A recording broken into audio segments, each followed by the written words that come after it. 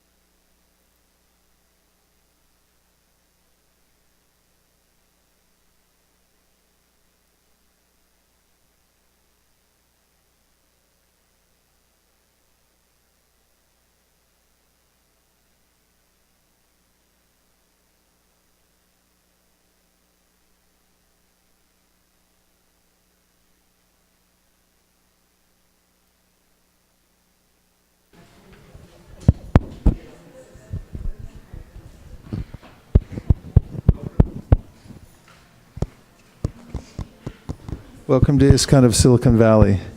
Hare Krishna. Hare Krishna.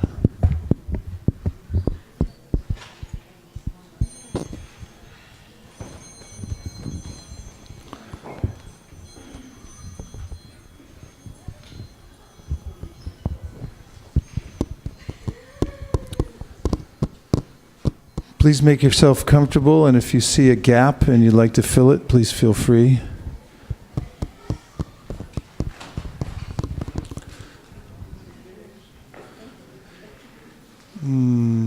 Can you give me a Gita?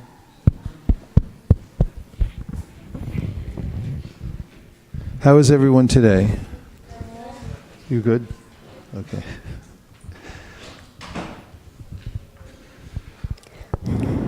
Last night we were in Palo Alto. We had a gathering there at the Lytton Plaza, where we meet once a month for a festival in which we have some public chanting of the Hare Krishna Mahamantra, and we also have a table to distribute books and prasadam, and we have a special tent there where people can learn how to meditate. Most specifically, we teach japa, meditation. And the morning of the festival, that was yesterday, we read in the Srimad Bhagavatam a purport by our founder Acharya, A.C. Bhaktivedanta Swami Prabhupada, in which he was suggesting that the best thing that one can do for not only oneself but for the world, for others in the world, is to distribute the transcendental sound vibration, very specifically the Hare Krishna Mahamantra.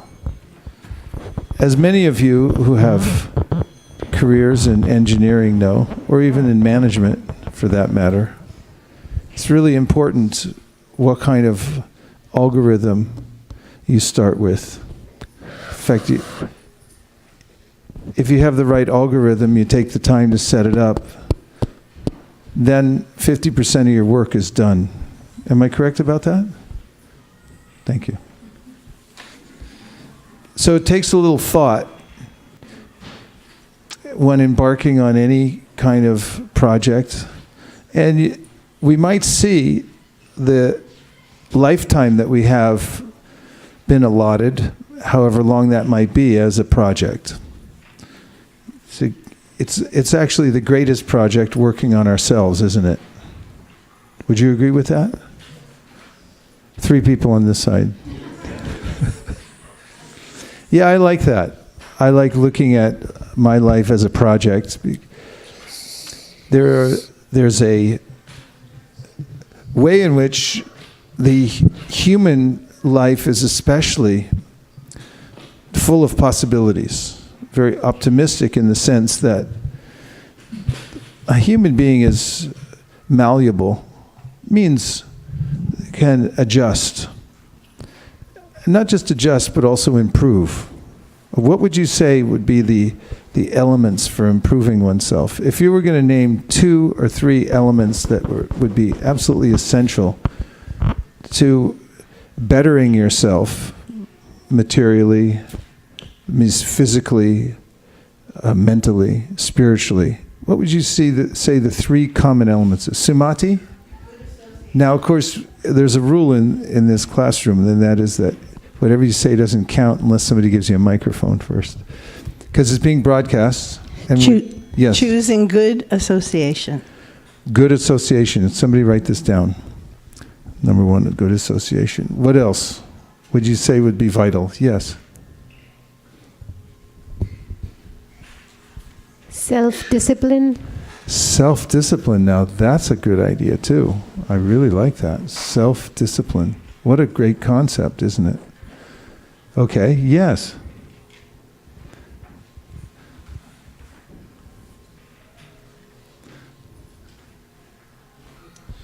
Listening something useful, something which can develop yourself. Would you call that knowledge in a word? Knowledge, yeah. Knowledge is good. Yeah. Yeah.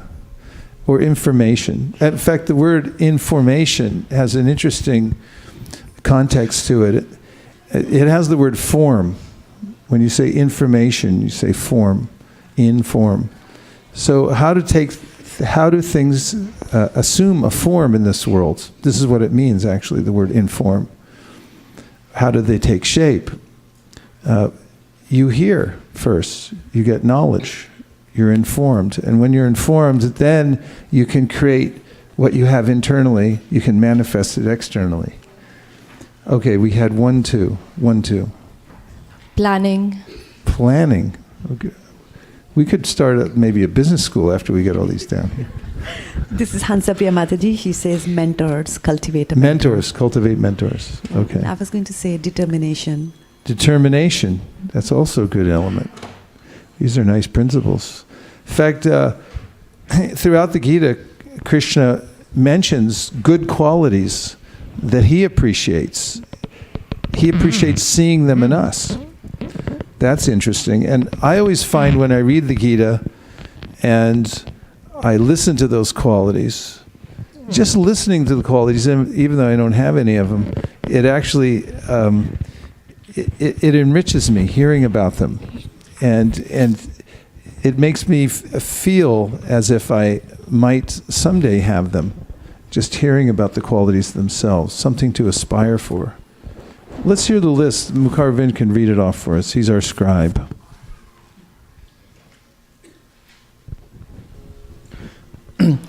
Good association. Good association. Okay, that's 1. Self-discipline. Self-discipline is 2. Knowledge. Knowledge. Planning. Planning. Cultivating mentorship. Cultivating mentorship. Determination. Determination. Good qualities like in Bhagavad Gita, what Lord Krishna mentioned. Okay, good qualities. All the qualities from the Bhagavad Gita. That's pretty good. Prabhupada had simplified this list and in one talk had said that knowledge and practice together are the 2 most essential ingredients. If you can get knowledge from a reliable source, and you also understand how to apply it, and there's a system you can use to put that knowledge into practice, then as a human being, you really can improve yourself. And I would say that that is one of the aspects of life that gives me the most excitement. And that is understanding that no matter where I am now, if I get the right knowledge and find out how to apply it, and I really liked your point about self-discipline. In fact, the word discipline comes from a Latin word which means learner. How are you going to learn anything without having discipline, self-discipline? That's such a valuable asset to have, isn't it? Because you might know what to do, but then you can't do it. How frustrating is that? On a scale of 1 to 10, it's a 10. You know what you should be doing, but you just can't do it. Has that ever happened to any of you? Well, you're all so successful. I seriously doubt it. I mean, just looking at all of you, I think I doubt that. But it's such a valuable asset to be able to not only know what to do, but then to actually do it. This is something that comes up in the Srimad Bhagavatam in the very beginning. And it's in the 2nd chapter of the 1st canto of Srimad Bhagavatam, which, as we know, it has 12 cantos altogether. And in the beginning, you find there's an assembly of sages, an assemblage, sages in a forest. The forest is called Naimisharanya. You know what that means? Naimisharanya? It means the place where nobody blinks. They don't close their eyes. No blinking. Because you'll miss something. That's how valuable the information is there. If people didn't want to blink even for a second, Naimisharanya.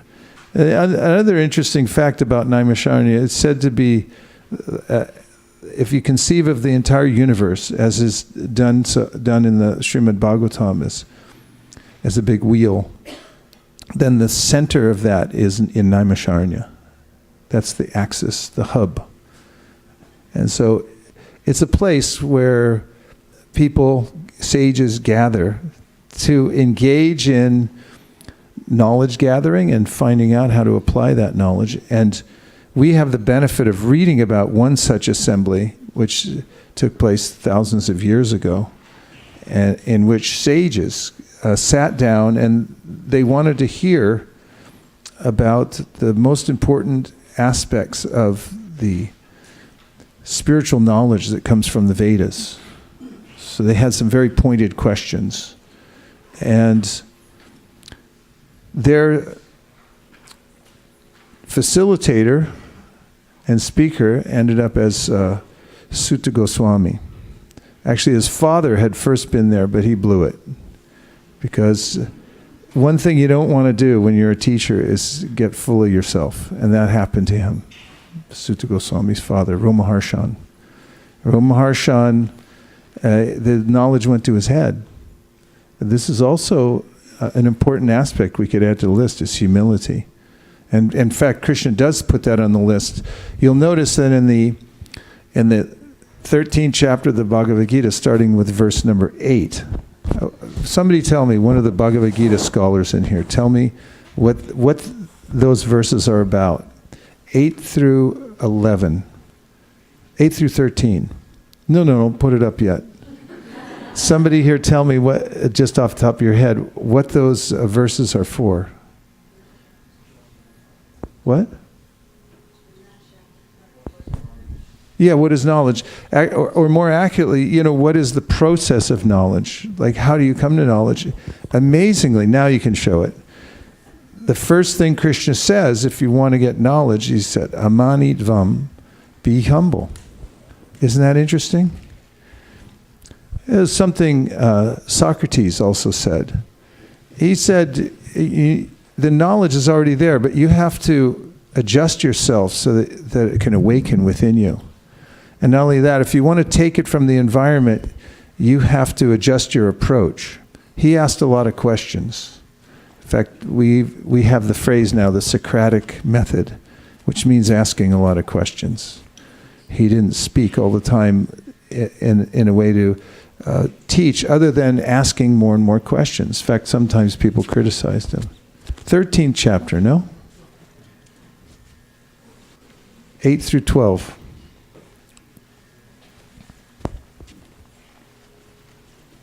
So, Sutta Goswami, okay, next verse. There it is. It's a long series of verses. This is what Krishna says is the path to knowledge. Shall we read it? Yes. Okay, the ones who didn't say yes, cover your ears. Okay, move it down. I want to see the English. Okay, here it is. Here's your list, all the way down. Translation. Humility, pridelessness. Ramananda, what's going on? It's not on this side, it's just for my endurance. I don't know if you can. Humility, pridelessness, nonviolence, tolerance. Listen to this list. This is amazing, actually. If you were going to make a diary entry, to start your day, there's a lot of things that you can put in there. Oh, go ahead. It'll be interesting. Humility, pridelessness, nonviolence, tolerance, simplicity, approaching a bona fide spiritual. How's that for the beginning of a list of 20 items of how you actually get real knowledge? What do you think of that? It's awesome. Yeah, so you think about humility, and it's really almost the opposite of the idea of the scientific method that one way or another I'm going to pry the answer out of the world. I'll get a crowbar and I'll extract it from nature. We find, however, there are limitations to that. In fact, there's a phenomena that occurs in science, in all sciences, the hard and soft sciences, that when you approach a subject, the subject changes. Do you know about this? And therefore it's said that you can never actually observe something in its original pristine state. Because as soon as you look at it, let me tell you about the soft sciences, let me say sociology. Let's say somebody wants to interview you and they want to find out from you about your life, right? They're going to come over to your house and interview you. Now what are you going to do? First thing, be honest. Clean the house. You're darn right you are. You're going to clean out all the junk. You're going to put things away. You'll put them in closets, drawers, whatever, so that you look really good. You're also going to clean yourself up. You look in the mirror 3 times, does this really fit? So they're not going to see you as you are. As soon as they knock on the door, everything changes. And there's some sense of that also in quantum physics. I've heard things about, quarks hiding. You look at it, it's like, hey, where'd you go? It just moved. And so it's very difficult to actually charge right in to a subject, into a person's life, into the natural world and extract from it something that's observably correct. I don't know if that phrase made any sense, but the fact is that things we see through our senses and the way that we approach them is important. And the very fact that our senses are limited. Therefore, Krishna advocates this point, humility, as a way in which we open ourselves to secrets that can be revealed to us. We know this on a personal level. If somebody approaches you again and asks you a question, if they do it in a humble way, you're much more likely to answer them. If somebody writes you an email and demands something, you may just close down right away and say, I'm not going to answer that, and go find it somewhere else, right? But if they're very humble and they approach you in the right way, in the right tone of voice, then you might be open to it. The similar thing Krishna says in the Bhagavad Gita to Arjuna, that I'm going to tell you my secrets because I find that you're not envious of me. Arjuna approached Krishna in a very humble way. In fact, this is a good technique for life. What happened to Arjuna? What happens to him in the first chapter? He's what? He's bewildered.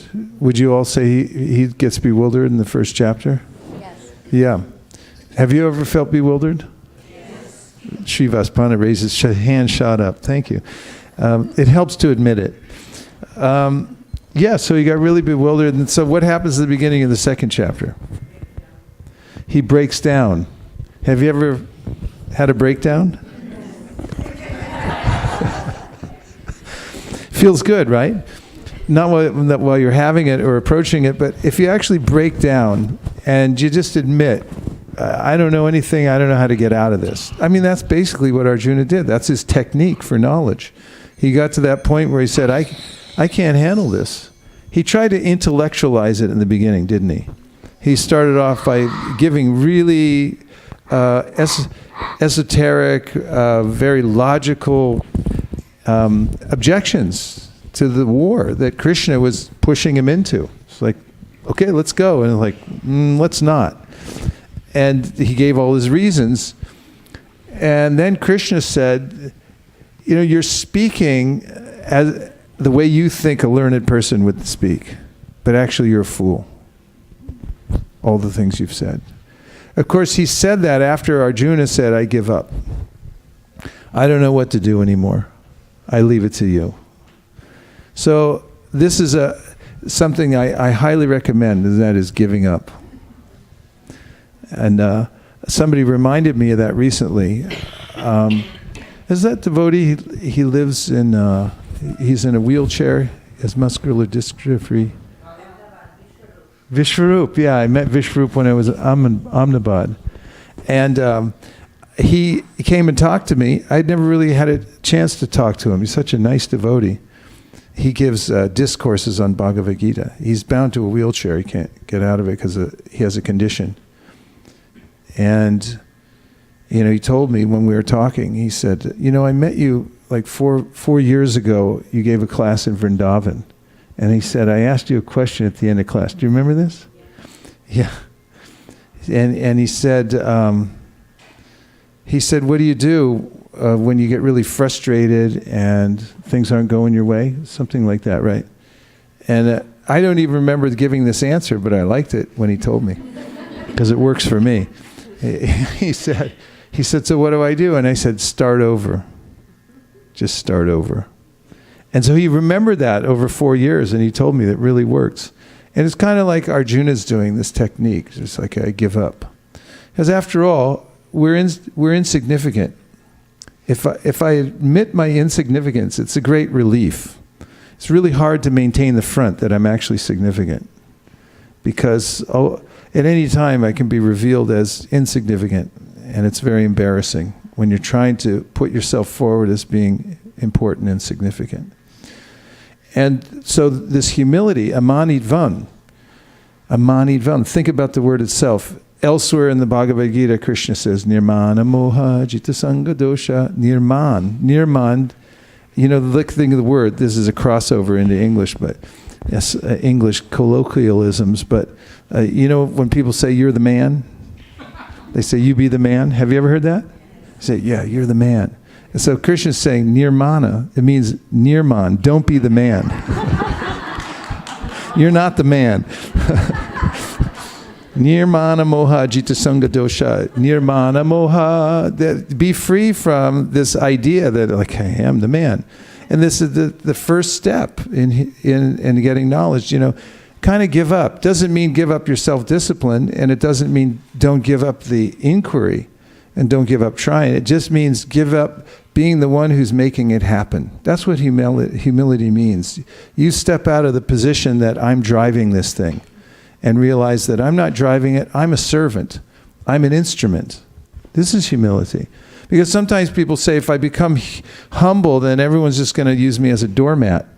Come on, right? The corporate world, that always comes up, is if I become humble, then everyone will just take advantage of me. But that's not what it means either.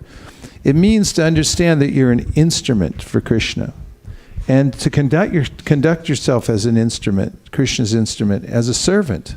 This is real humility. Otherwise, Prabhupada poses this question. He said, was Arjuna humble when he went out on the battlefield after he heard from Krishna and then he went and fought? And he did everything he could to kill the other side. Was that being very humble? Was it? Yeah, you can say yes. It was. Because that's what real humility means. It means to align yourself with Krishna as the doer. In fact, this word ahankara, ahamkara means I'm doing it. Ahankara means false ego, but it really literally means I'm the doer. I'm the one who making everything happen. But humility means Krishna willing. It's up to Krishna. And all the great sages and bhakti teachers say this, like Prahlad Maharaj. He mentions that, don't depend on external circumstances and think that those are the things that are going to make the difference. He mentions a boat, medicine, and taking care of your child. So he says, if you have medicine, there's no guarantee it's going to work. Right? Yeah. I can prove that. Ask any doctor. When they give you the medicine, first of all, they're not quite sure what you have. Because they never are. We probably, 80% chance. And then they give you the medicine. If you say, can you absolutely guarantee me that this will fix the problem? What are they going to say? Say, I can't say that. I'll be sued because I can't guarantee it. In fact, when they give you an operation, and they put you under and they have to cut anything, they make you sign 7 times to say, like, please excuse us if we kill you, because we can't guarantee that we won't kill you. Don't they?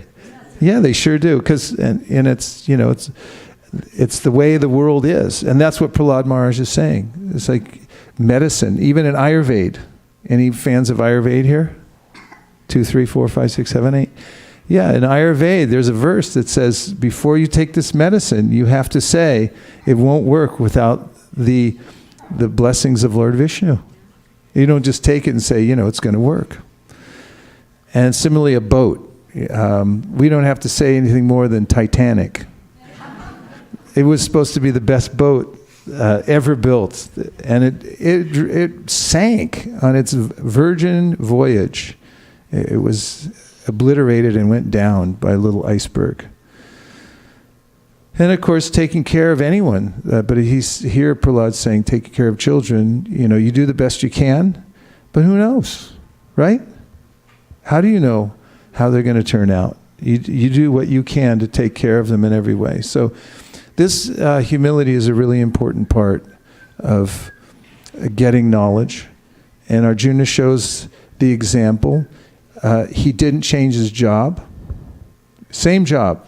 Just changed the way he thought about doing it in a humble way. Instead of thinking, I'm the doer and I'm responsible for the results, he thought, Krishna is the doer and I'm going to depend on him for the results.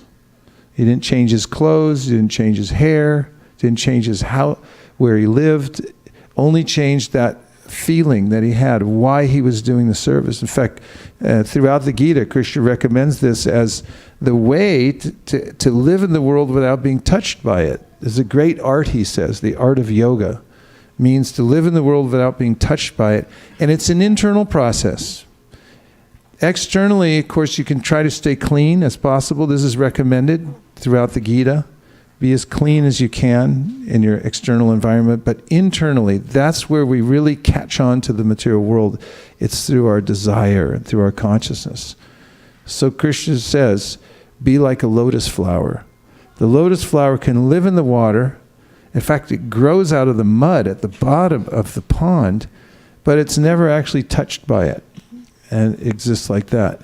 And Krishna says, Brahmanyadaya karmani sangam tyakva karotiya lipyatena sapapena padma patram ivambasa. Padma patram ivambasa. He said, live like a lotus. Say, live like a lotus. We should put that on a hat. Live like a lotus. Yeah, live like the lotus. And what's the main feature that makes one impervious to the movements of the material world? That is the quality of sangam tyakva karotiya, lipite. So lipite means the kind of entanglement one gets by connecting oneself to the lower energy of the material world. I should say the lower energy that is the material world. As far as we're concerned as souls, the material world's all lower energy because we're in a higher category of energy altogether. When I say we, I mean we, the Atma, the soul, who are the observers of the body. We're traveling in this body for a finite amount of time. And while we're in the body, Krishna gives these instructions in the Gita, how to not become entangled in it and make things worse. Don't make things worse. Srila Prabhupada used to say, make the best use of a bad bargain.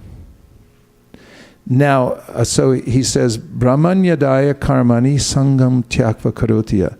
So don't connect yourself to the result of your work. This takes humility. It means you may do all kinds of things. You may be a great singer. But where did your voice come from? It came from Krishna. And now you're singing. The power to sing can be taken away at any time. Julie Andrews, unfortunately, who's a great singer, she lost her voice. And, it's not guaranteed because Krishna, by arrangement, could take it away at any time. Whatever we do, we should consider, I'm doing it by the grace of Krishna, and therefore I offer the result to him. And I offer the credit to him too. That seems easy enough, doesn't it? This is really the foundational aspect of service to God and bhakti. Is thinking in this way, that I'm actually not the doer, Krishna's the doer, I'm just the instrument.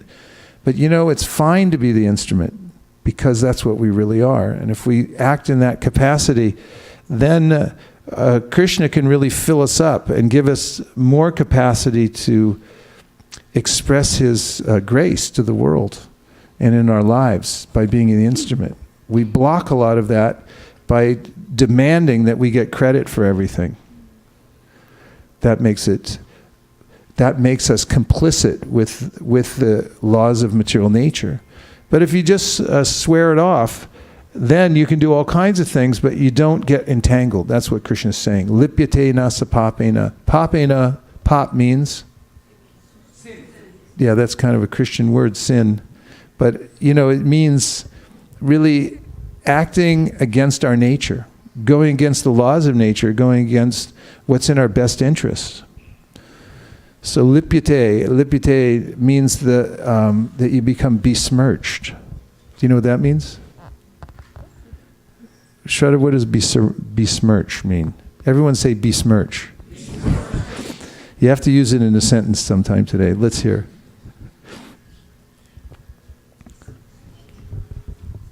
It kind of sounds like what it is. Okay, let's hear. So besmirch is a verb which says damage the reputation of someone or something in the opinion of others. Oh. For example, he had besmirched the good name of his family. Dirty or discolored. Dirty or discolored, besmirch. Soil. Soil. Discredit. Discredit. Taint. Taint. And as a noun, it's a dirty mark or a stain. A dirty mark or a stain as a noun. And let's hear where it comes from. Probably, it's just a colloquialism, isn't it? Yeah. It's almost onomatopoeic. It sounds like what it's doing, besmirching. So, Krishna says, Lipyate nasapapena. You don't become besmirched. Your reputation doesn't get ruined. You don't get marked up by the modes of material nature, and you can really get tarnished by mixing it up with the material modes of nature. So you stay free from all that.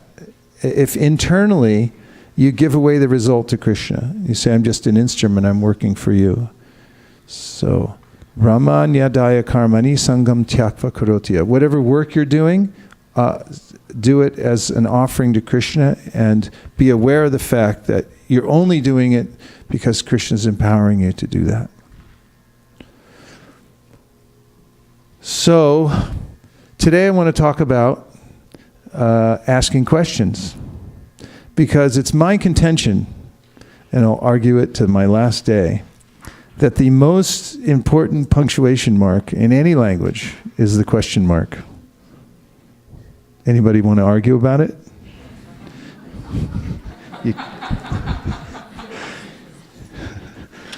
That's my first question. Questions are the answer. And this is a spiritual principle, actually, how important questions are. It comes up in the Vedanta Sutra, of all places, in the very beginning. Vedanta Sutra begins how? You give a microphone to Srivas Pandit. Let's hear it right from the Pandit himself.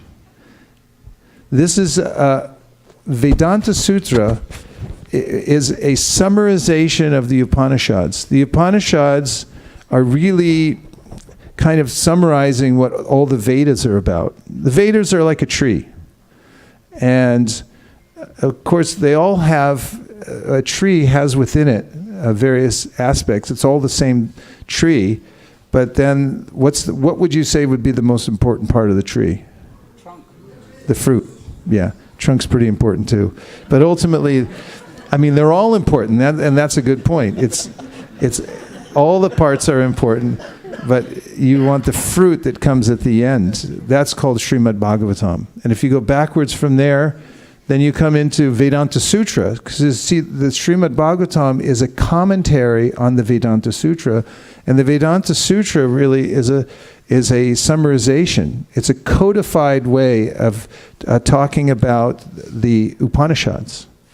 And the Upanishads, as the name means, to sit up close. It means you want to listen, you want to ask good questions to a qualified teacher. And that comes after you've gone through the Vedas, which is a vast part of the tree where you're trying to adjust yourself in the material world so that you can be a little happier than you were yesterday. And when you realize that that's superfluous to your real nature, you're not going to actually find any comfortable position anywhere in the material world. Then you come to the Upanishads. That's why you're sitting up close, because you say, now I want to hear the real solution. So then you get the Vedanta Sutra. Now the Vedanta Sutra starts off with this verse. Let's hear it from Srivas Pandit, Prabhu. It starts off with Athato Brahma Jigyasa. Now begin the inquiry into Brahman. Now begin the inquiry into Brahman. It's actually in order. And atato means therefore. And there's a lot in the sutras. The sutra's terse. It's a very compact phrase, and you're supposed to unpack it. And that's what all the acharyas do. They unpack the Vedanta sutras. In our sampradaya, Baladev Vidyabhushan unpacks it. We didn't, in our sampradaya, do it for many, many years, because it's considered from the Puranas that the Srimad Bhagavatam is already the natural commentary on the Vedanta Sutra. So why would we bother? But Baladev Vidyabhushan, for the honor of our sampradaya, did it brilliantly anyway for everybody. So atato means therefore, which indicates that because you've tried everything else and it didn't work, right? You've tried everything, it didn't work. So it's saying to you as a human being, like, you've been everywhere. You've been in the sky. How have you been in the sky? You've been as a bird. Yeah. And you've been at the bottom of the ocean. Yeah. And you've been in the mountains, and you've been in the caves. You've tried everything. You've eaten everything too. Narottam Das Thakur says that all these different species of life, basically they all have different tasting facilities, different kinds of tongue, and they just try all kinds of stuff. And you finally come to the conclusion, there's enough of this. There's nothing here. It's different combinations and permutations of the same thing. And so everything you've tried, it's all been done and more, and you weren't successful. And if you have that kind of feeling in your heart, that I've tried everything, I'm not successful, that's a good place to be, actually. That's one of the beginning points of spiritual life. In fact, we find Devahuti, one of the most famous saints of the Srimad Bhagavatam, who's the mother of Kapiladev. She starts off by telling him, I'm sick and tired of this. I really am tired of struggling with my senses. It's just so aggravating to be overwhelmed by the lower senses again and again and be led into that frustrating situation. But I keep doing it, but no more. There was a comic strip when I was growing up. In fact, he was a very famous comic, and he lived nearby. Where did he live near Kula? In Northern California. Charles Schultz. Santa Rosa. He's world famous. He wrote a comic strip called Peanuts. And it had a character who's still iconic. His name was Charlie Brown. Charlie Brown had a hard time of it in the world. And he was always getting the wrong end of the stick. And he had a friend, so-called friend, Lucy, in the neighborhood. And she always used to tempt him to kick a football. In American football, you'd hold the ball, one person would hold the ball, and then somebody else would come up and kick it. So she'd always entice him, come and kick it. And you think, okay, I'm going to do it this time. And he'd come running, and as soon as he'd get close, she'd pull it away. And he'd go flying up, and then next scene, you'd see him landing on his head. Smash. And every time we saw Charlie Brown coming to kick the football, we could empathize with that, because we all know the feeling. This time, I'm really going to get it. And then, boom, land on your head. So that's what the Vedanta Sutra means. Atato Brahma Jignasa. You've landed on your head so many times. You've tried to kick the ball, but it was pulled out from underneath you. You want to know why? Ask why. That's what it's saying.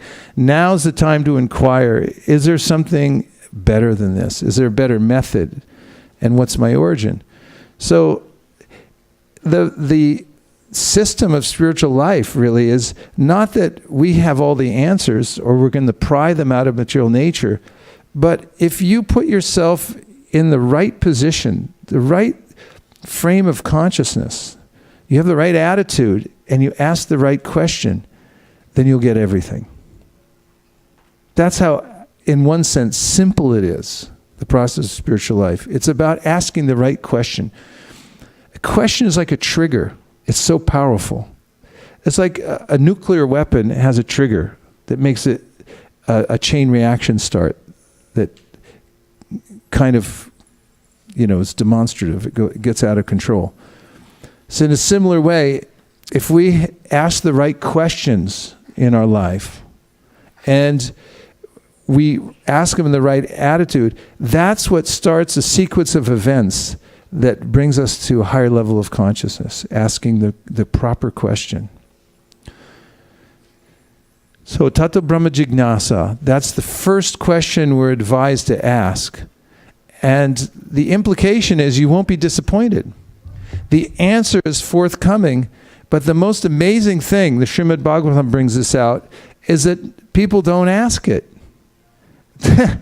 They just think it's either beneath me to ask, or why bother, because I'll never know anyway, no one will ever know.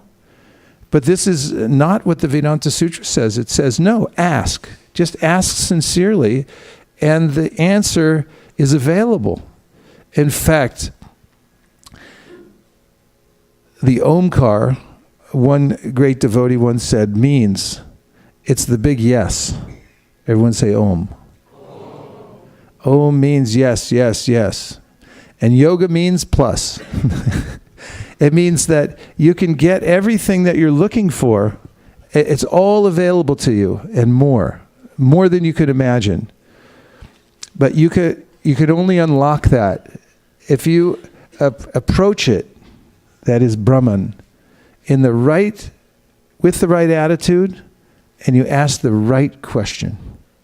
So who's the first person that we know of in the world who asked this question? How do you know that?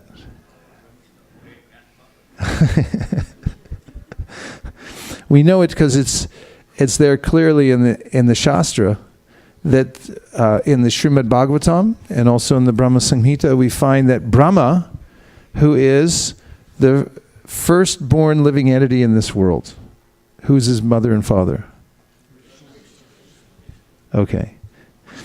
He comes out of the navel pit of Lord Vishnu, and he's born on the lotus stem.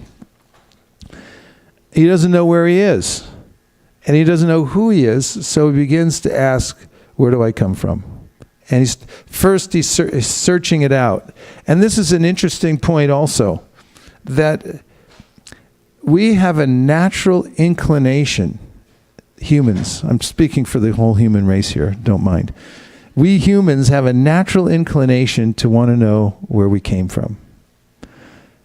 How else would you explain people flying into outer space? I mean, it doesn't actually make any sense, flying as far as they can in every direction into outer space to gather information, to kind of understand what's our origin. In fact, there have been expeditions to catch meteors because they can get a little bit of the substance from the meteor, and by studying it, they'll find out where did we actually come from?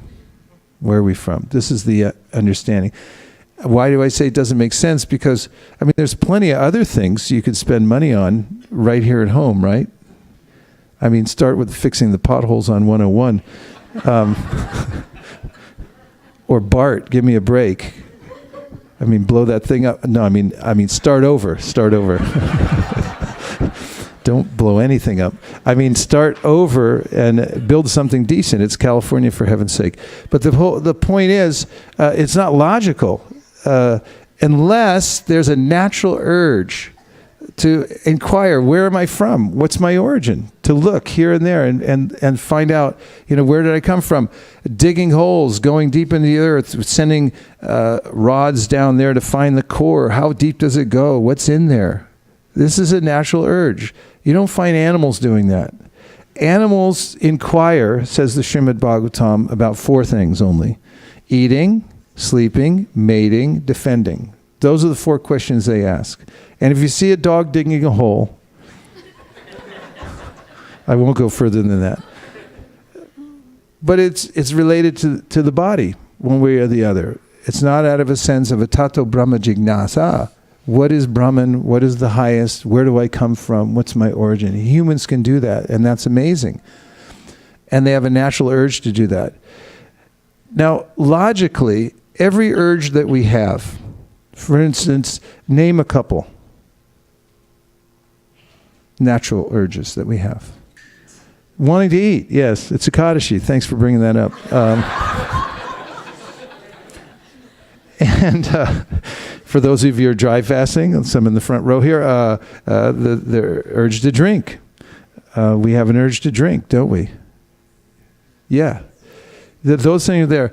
If you have an urge to drink, have you ever noticed that there's water available? And if you have you have a natural urge to eat, it makes sense that there's food. There's things that you can eat, right? So when you have a natural urge to know where you came from, and if we named all the different urges, we'd see they have their counterparts. There's also a counterpart. It's a natural human urge to say, where do I come from? Who am I? What's the ultimate? What is the best thing?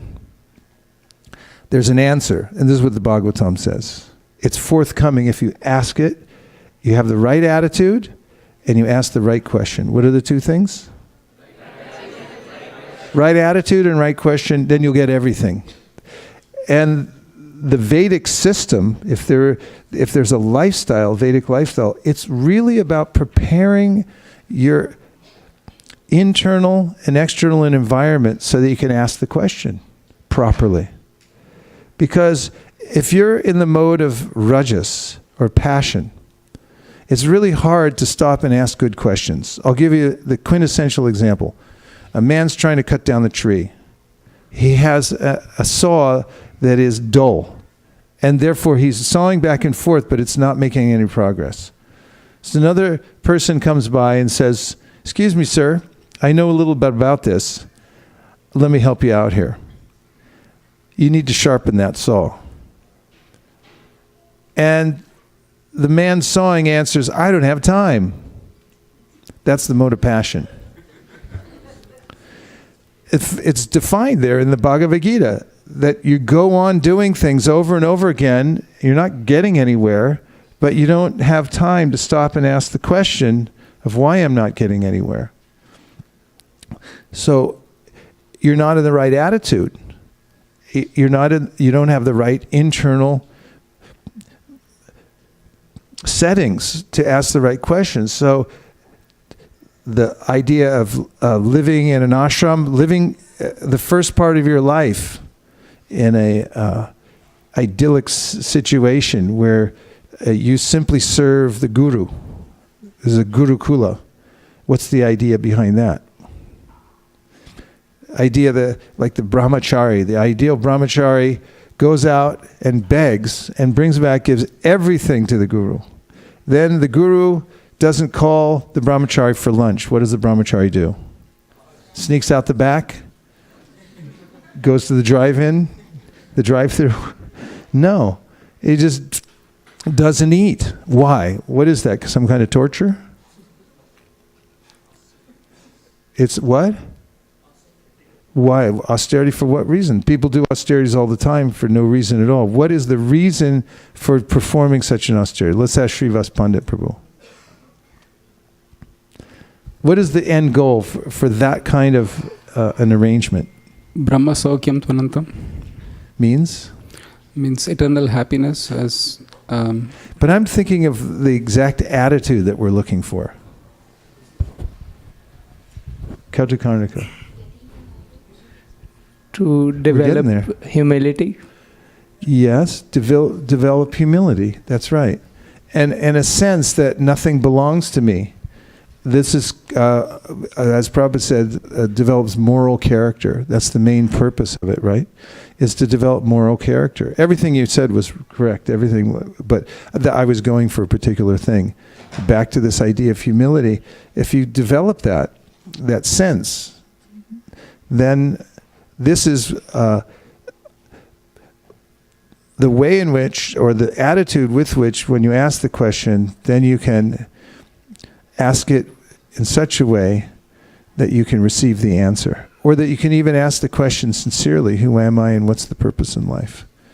So this is astounding to me that the solution to all of life's problems is so close by, yet I can barely touch it.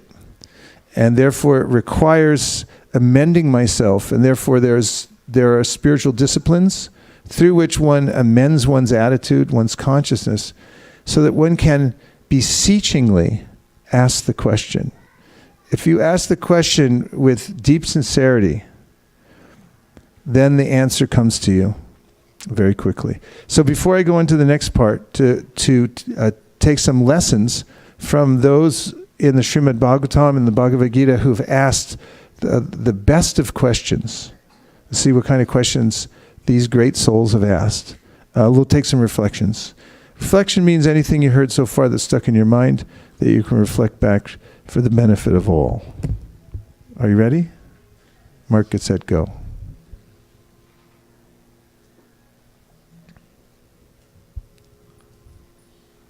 Yes. Pass it back. Shri Kubar in the back with the green sweatshirt. Prabhuji, you remember, you're not the man. That's the one which I mean, it's to me. That's what it says in Sanskrit. Nirmana moha. Don't be the man. Yes. Maharaj, you mentioned that when we are right frame of mind, you get all the answers. So, as is mentioned in Svetaswata Upanishad, that when it says, Yasya deve para bhakti yatha deve tatha guru tatsete kathita yartha prakasante mahatmana. That, nice. That verse supports this, that only they don't say that you dig on all the questions and answer, but they say that only when you have implicit faith in the Shastra and you have implicit faith in a spiritual master, then only you get all the knowledge revealed to you. So yes. You really have to have developed well-reasoned faith in the source of your knowledge.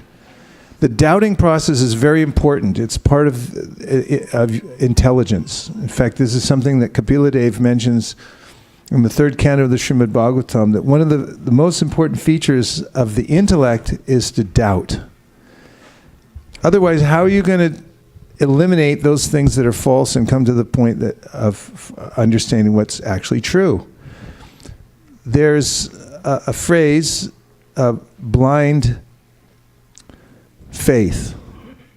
In fact, it's there in most cultures. There's an idea about blind faith. But as Sri Dayananda Maharaj likes to point out, it's such an excellent point. Where in the cultures is there a phrase that says blind doubt? It's the same idea. So the Srimad Bhagavatam recommends that we use our intellect and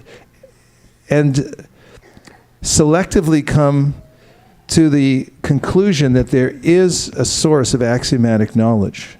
And once you find that source, then you develop deep trust in it. And two sources that Mukharavinda mentioned, the Shastra, which is said to be the axiomatic truth, which is eternal, it's always available, and then the Guru, who presents that to you, both through his or her example of lifestyle and also through teachings. And if you have faith in those two sources of knowledge, complete faith, implicit faith, then the conclusions of the Vedas are forthcoming. Good, thank you, Mukharavind. We'll take a few more reflections because we're on a roll now. Okay, we have one right here, and then... I really liked your comment where you said that we are traveling in this body for a limited period of time. So the moment you change your perspective from that I'm just traveling, like you don't get attached to a train in which you're traveling or the plane that you're traveling in. Yeah. Similarly, you don't get attached to the body and the extensions of the body. In fact, I'm glad you brought that up because Prabhupada brought that exact example up when it comes to toleration. And he said, you get on a train, and in the old days when Prabhupada used to travel in trains, there were no reserved seats. So you get in there and then somebody, just unceremoniously takes the last seat. And there you are, nowhere for you to sit. So he said you can make a big fuss, or you can think about it and say, I'm only on here for 2 hours. Why start a fight? I've seen fights at train stations in South India. I've seen it. It was hot. Okay. Hare Krishna. Prabhu. Hare Krishna. The humility you mentioned that which over the years when you do Sankirtan, Yes. like recently we are in a door, Prabhu, we knock at the door-to-door Sankirtan for Chaitanya Charitamrita. The first door we knocked, that person was having lunch. He said, "Can you come back?" So we went after half an hour, and then she was in the phone and I said, "No problem, we can wait." And she said, "My call is not important, please come inside." She invited, and we are humbly waiting for less than 10 minutes. And finally, she started the conversation and took Chaitanya Charitamrita. Means the more we do Sankirtan, the humility increases, Prabhu. So that. Yes, good point. This was Lord Chaitanya's method of presenting Krishna consciousness. Sometimes he didn't say anything. I may think I have to tell everybody everything, and I have to also tell them how they're wrong about everything. Even in Krishna consciousness, we find those who are Krishna conscious, and then they go pointing out how everyone else's Krishna consciousness isn't correctly adjusted. But Lord Chaitanya Mahaprabhu, when he met Sarvabhauma Bhattacharya in Jagannath Puri, Sarvabhauma was a fatherly figure. Of course, he was the greatest scholar in the world, and he met this young sannyasi, 24 years old, and he told Chaitanya Mahaprabhu, who was that sannyasi, that now I'm going to help you move up to a higher level of sannyas, and I'm also going to help instruct you. And what did Chaitanya Mahaprabhu say? He said nothing. He sat and he listened for 7 days without saying a word. I mean, how hard is that? Especially when somebody's speaking philosophy that's obviously off the wall. But he's just sat and listened. So this is one of the methods that Chaitanya Mahaprabhu taught of humility, how to touch other people's hearts. Don't immediately jump in and start telling them everything. Thank you very much. Kanka.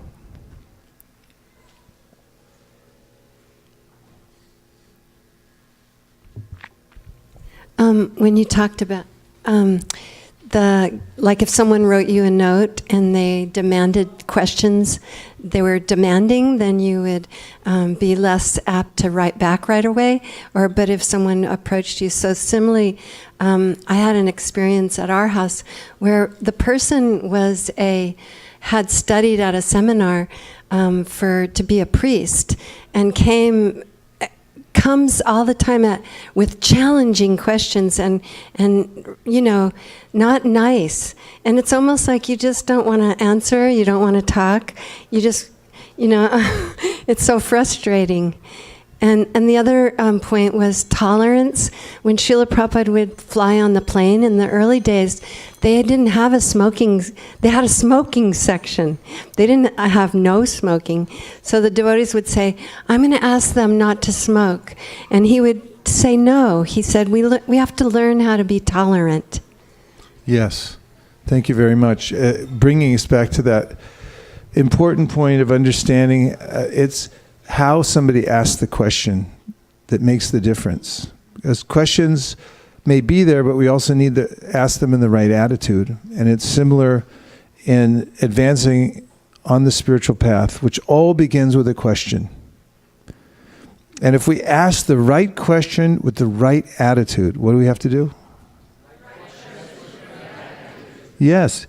If you know what the right question is, and you have the right attitude when you ask it, then all the answers are forthcoming. In fact, Krishna is ready and willing to impart those answers. And that's why Om means the big yes. It's all available. Just put yourself in the right position. Bali Mardan Prabhu. I think I like the thing you brought, the beginning is question mark. And there is also a conversation with Bhaktisiddhanta Maharaj with Madan Mohan Malviya, who is the founder of the Hindu University, Banaras Hindu University. And he came, just like in Bhagavad Gita, we see Tadvidi Pranipadena Pariprashrena Sevaya Upadektansade Gyani Gyaninam Tattva Darshina. Means you ask the questions by serving. And when he came, and he said that I have important philosophical questions to be discussed or to ask to Bhaktisiddhanta Maharaj. So the devotee said, okay, you wait for some time. Then after a few minutes, then said, okay, why don't you go and ask the questions to the cook or the cleaner? Well, he was very hesitant to share his important questions to someone very inferior in the organization. But anyway, he said that why not you come join us cleaning? And finally he went and he did cleaning services. And at the same time, he came back and he talked for half an hour and his question was actually answered. Then by that time he met Bhaktisiddhanta Maharaj. He said, what is your question? He said, no, actually it is already answered. Then Bhaktisiddhanta Maharaj pointed out, because you serve and little service you gave, your question is answered. So you have to serve the spiritual master to the spiritual leaders to get your questions answered. Just ask with arrogance or duplicity, then you will be more complicated. So let's have a show of hands who would like to help clean the temple tonight. 1, 2, 3, 4. Oh, okay, we got a lot of volunteers. We'll have Bali Mardan give tell this story each night before we ask for volunteers. But it's a very good point that Srila Bhaktisiddhanta brought before this scholar who came and he had a lot of potential. He wanted to become a learned person, and Srila Bhaktisiddhanta sent him to the gardener who was cleaning the grounds and told him, you go ask from him. And the person thought he was kidding at first. But Srila Bhaktisiddhanta was applying this principle, amanidvam, be humble. That's where knowledge comes from. Prabhu. Thank you, Prabhu, for the discussion. Initially, when you started, you asked some of the qualities that somebody should display to get the spiritual mindset going, and many people said planning, discipline, such and such. One of the things that came to my mind was that it has to start with some sort of a dissatisfaction. Yes. Why would I ask a question if I'm satisfied? So is that a correct question? Yes. Any spiritual inquiry will begin with some sort of a dissatisfaction with what's going on. Such an astute point you've made. Thank you so much. Excellent question. This is a point that Prabhupada brings up in many places, but one place that's noteworthy is in the second canto of the Srimad Bhagavatam. Shukadeva Goswami mentions that by introspection, one can understand one's real nature. This is also an interesting point because I'm bringing up the simplicity of the spiritual process. It means inquire with the right attitude and all the answers are forthcoming. So similarly, Shukadeva Goswami says, if you introspect, and Prabhupada goes on in the purport to say that even a common person who learns how to introspect, look within, can come to understand what he or she is, not the body.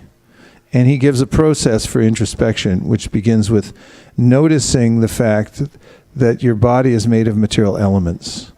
Notice the fact that there's such a thing as mind stuff that's observable, and therefore it's not you because you're the one observing it.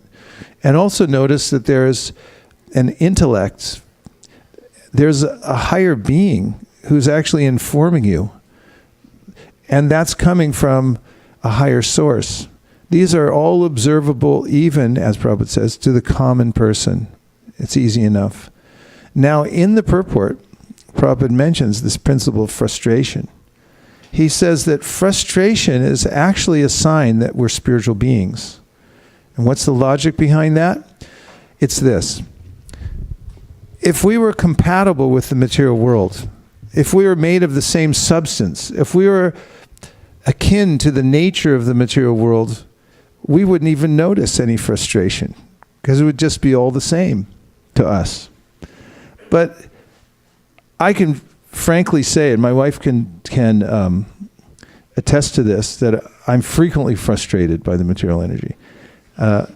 And it could be anything. Credit card expires right at the wrong time.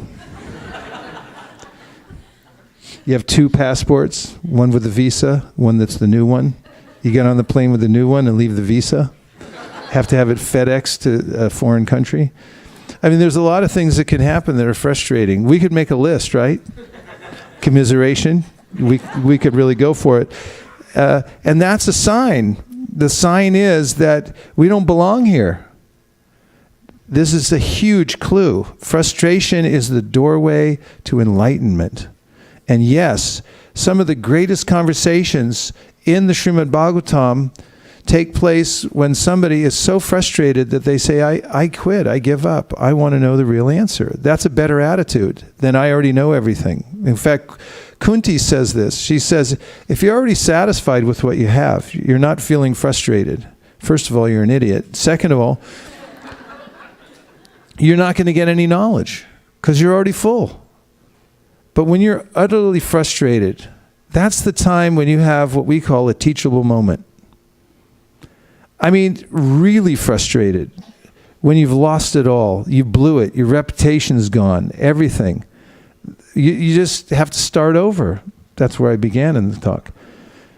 You start over. That's when you can actually touch the web of the divine, is when you really are feeling that. And that's what Kunti says. She says you have to be akinchana. It's like, I don't have any qualification. I'm the most insignificant. I don't have anything that bolster me here in the material world. And anything that appears to be a bolstering agent, it's just temporary false. It's an illusion that I think it's actually something I can take shelter of. Shukadeva says a similar thing. Deha patra kalatradeshu, etc. He says, this body, all your relatives, your bank balance, the education you got, all these kinds of things, they really can't save you. If you feel totally frustrated and therefore helpless, that's where you want to be. Akinchana. That's when you can actually call out with sincere feeling. That's when you can ask the question properly. And when you're chanting, it's a question. Krishna, could you please engage me in your service? Could you please give me a clue how to actually be useful to you in any way? And if you ask the question sincerely enough, the vibration is totally different from when somebody's full of themselves. For instance, there are musicians that can do great kirtan. And they, I mean, the way they sing, the way they play their instruments, it's masterful. But if they're not devotees, they don't actually believe in Krishna, then our Acharya, Sanatana Goswami, says, don't listen to that. It won't do you any good. What are you talking about? It's the holy name. It won't do you any good. And then he gives the example, Sarpochishta Payoyata. He says it's like milk touched by the lips of a snake. Sarpo. Hey, you put a little milk out, a little snake comes in, takes off. Next thing you know, you drink the milk. You got some venom in there. So it's really important what the attitude of the chanter is. And you find somebody who's not so artful. We were at a kirtan when we were in Jagannath Puri this year. One of our godbrothers came. And, you know, somebody handed him the mic for the Guru Puja. And he's not an artful singer, but so much devotion. I mean, it was obvious to everybody. I saw a shockwave go through the whole group of devotees because he was singing with such intensity, and not a false intensity. It was very natural, but it was like sincerity, and we all felt it. And I had this realization: that's where the power comes from, because the sound that we make carries our consciousness. And so we have to refine our consciousness, and then the sound vibration we make when we're in consciousness in which we're fully dependent on Krishna. That's the sound vibration he hears above all other sounds. Just like a mother, common example. She knows the different pitches of her child's cry. You know, some of it's just, oh, he's cranky. And the other, wah! Like, what happened? She'll go run through a wall to get to the child because she recognizes the vibration. She's in tune to that, even 2 buildings away. So Krishna, no matter where he is, of course he's everywhere, but you may say, well, he's in Goloka Vrindavan, he's busy with his sincere devotees, how's he going to hear me? If you're absolutely sincere, if you have the right attitude, that's what counts. It's the right attitude. And if you get the words wrong, who cares? And we notice that in this world. If you have the right attitude in approaching some big shot, but you say it backwards, they'll still accept you and what you said, because they'll go, you said it with the right attitude. So that's so important. Okay, now we'll take 5 minutes to stand up and meet somebody that you haven't met before. I know there's a challenge, come out of your comfort zone for a minute, but there are a few people in here, I guarantee, if you look at the different combinations and permutations that you haven't met before, and if I catch you talking to one of your friends, you're not getting prasadam tonight. So don't make me come in here. So stand up and meet somebody that you haven't met before, and introduce yourself and ask them one question that will help them advance in spiritual life. Are you ready? Say yes. Yes. I'm not convinced. Say yes. Yes. Okay, go. I'll come back in 5 minutes.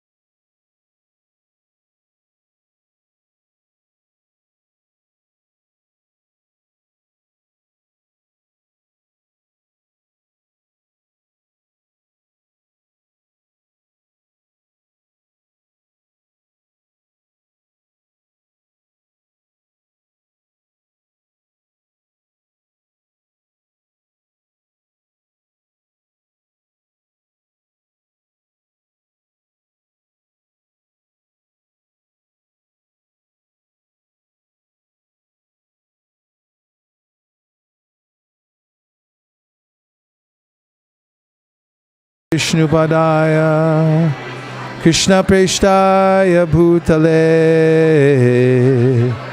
Srimate Bhaktivedanta Swami Niti Namine Om Vishnupadaya Krishna Preshtaya Bhutale Srimate Bhaktivedanta, make it up. Swami Niti Namine Namaste Saraswati Deve Gauravani Pracharine Nirvishesha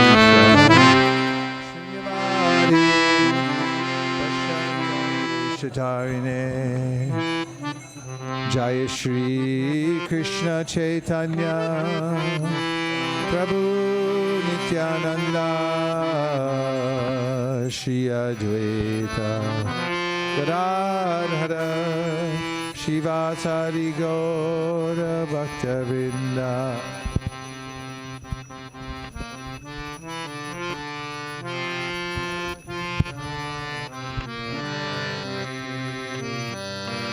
Hare Krishna, Krishna Krishna, Hare Hare, Hare Rama, Rama Rama, Hare Hare.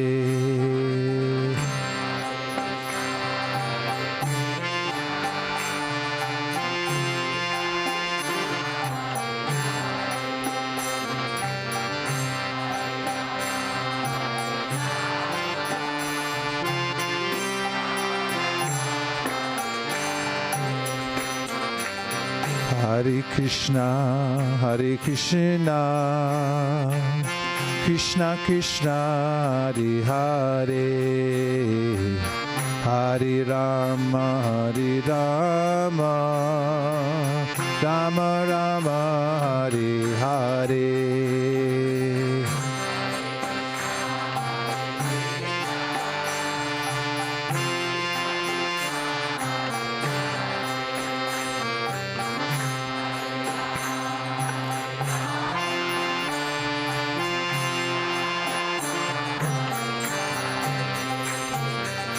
Hare Krishna, Krishna Krishna, Hare Hare, Hare Rama, Rama Rama, Hare Hare.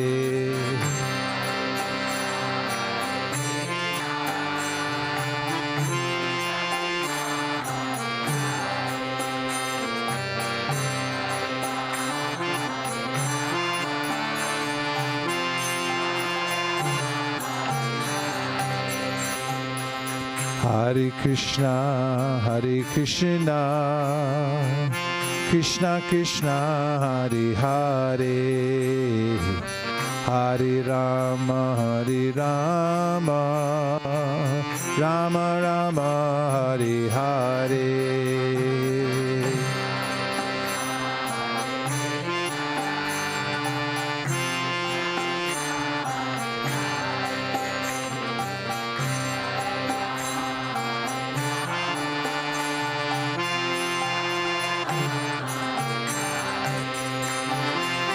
Hare Krishna, Krishna Krishna, Hare Hare, Hare Rama, Rama Rama, Hare Hare.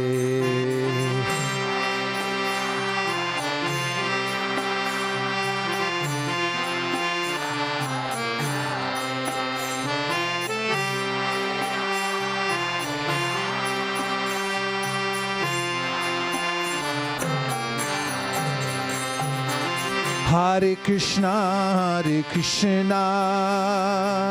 Krishna Krishna, Hare Hare, Hare Rama, Rama Rama, Hare Hare.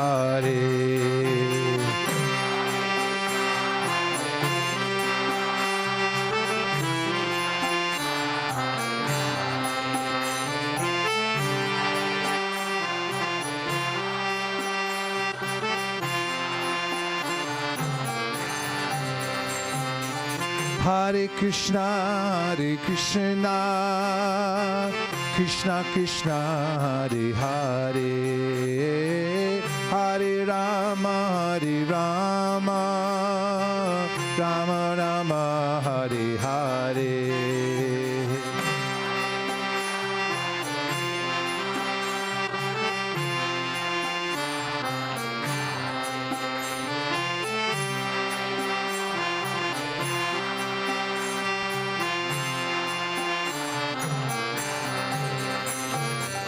Hare Krishna,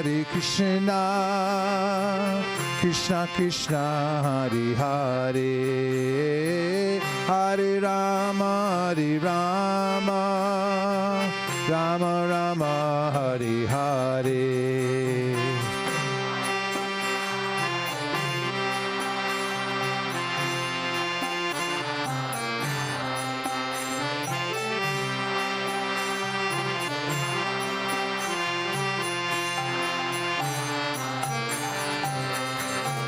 Hare Krishna, Krishna Krishna, Hare Hare, Hare Rama, Rama Rama, Hare Hare.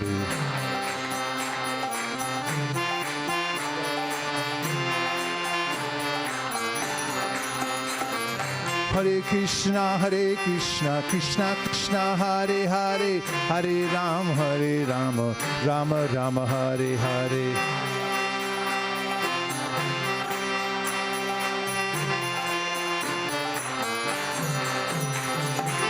Hare Krishna,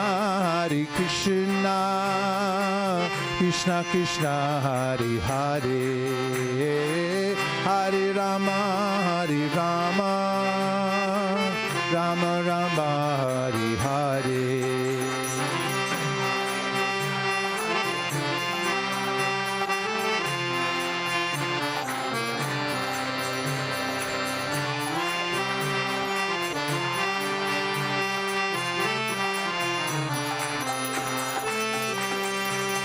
Hare Krishna, Krishna Krishna, Hare Hare, Hare Rama, Rama Rama, Hare Hare.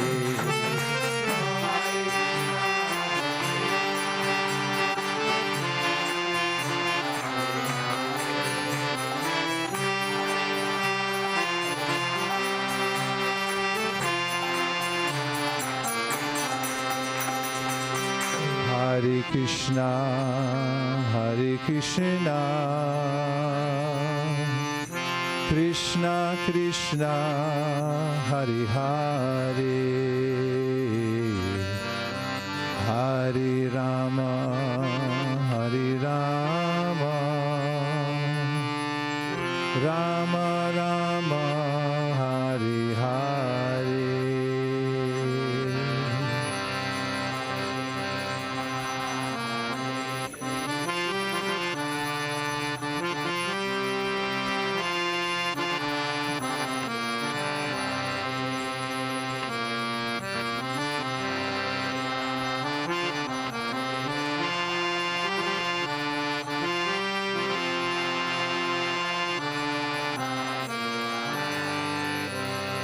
Kishori harmonium, for the kartal players, for the Hare Krishna singers, Gaur Premanande, Gita Gaura Haribo, Haribo, Haribo, Gita Gaura Haribo.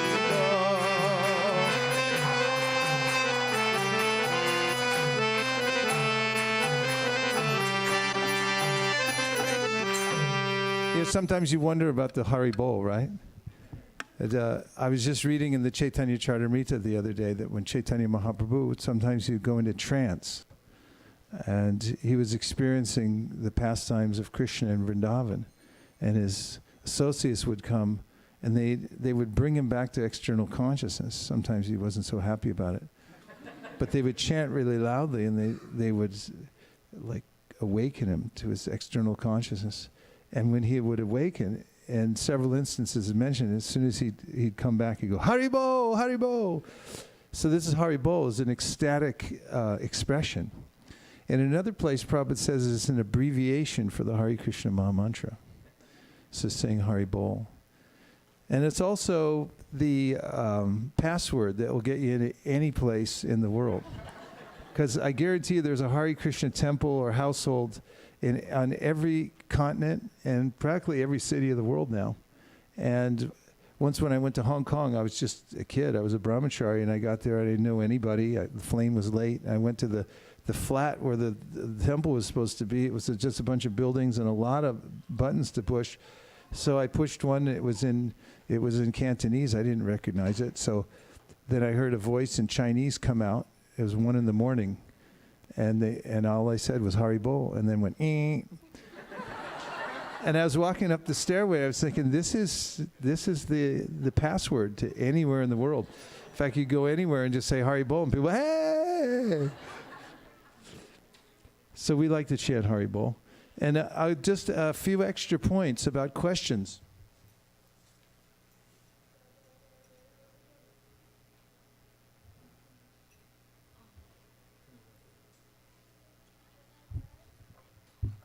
Thank you. And that is, what are the 2 points we made? Right attitude, right question. That's the key to spiritual life. If you have the right attitude and you ask the right question, it'll start a chain reaction in your life that will be so amazing that you can't imagine how it's all happening, because it's coming from Krishna. Because that's what unlocks it, the right attitude. If you have an attitude of humility and you ask the right question, it's a code, it's an algorithm that Krishna responds to. And he responds in such ways that can only said to be amazing. So we started with Brahma. Brahma, you said, was the first, or I asked the question, who was the first in the universe to ask the question.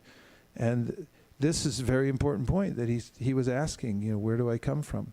And Krishna gave him the means by which he could understand everything. What did he say? Tapa? Yeah, do some devotional service. Tapa, do some austerity. And then Krishna revealed everything to him because of his question and because of his service. And then there was Vyasadeva. What question did Vyasadeva ask that any of us on a bad day could ask?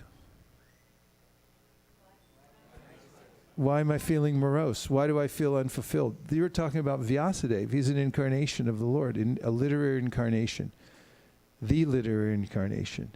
And he asks in the first canto of the Srimad Bhagavatam to his guru, in a very humble way, he says, only you can help me. Please tell me, why am I not feeling fulfilled? I'm doing all my services as best I can. And Narada gave him an answer. If you were going to say it in just a few words, one sentence with a period at the end, what would you say his answer would be? To this question, why am I feeling unfulfilled? He said, anything you desire to describe that is separate in vision from the Lord will disturb your mind the way a boat on water is disturbed by the wind. And this is the essence of what he said. He said, you're not listening to the right kind of vibrations, and you're not projecting them also. You should talk more about Krishna. Everyone okay? Okay. 2 questions Arjuna asked that are invaluable. One was, what are the symptoms of a self-realized person? Aren't you glad he asked that question? Otherwise, we might think that to be self-realized means you have to have, what? A robe and a long beard or something like that. Prabhupada says in one place, it doesn't mean that you have big hair and that you have 4 arms or something like that. But Krishna answered this question, what is the actual symptom? And what is one of the first things that's mentioned, that Krishna mentions, is a symptom of a self-realized person?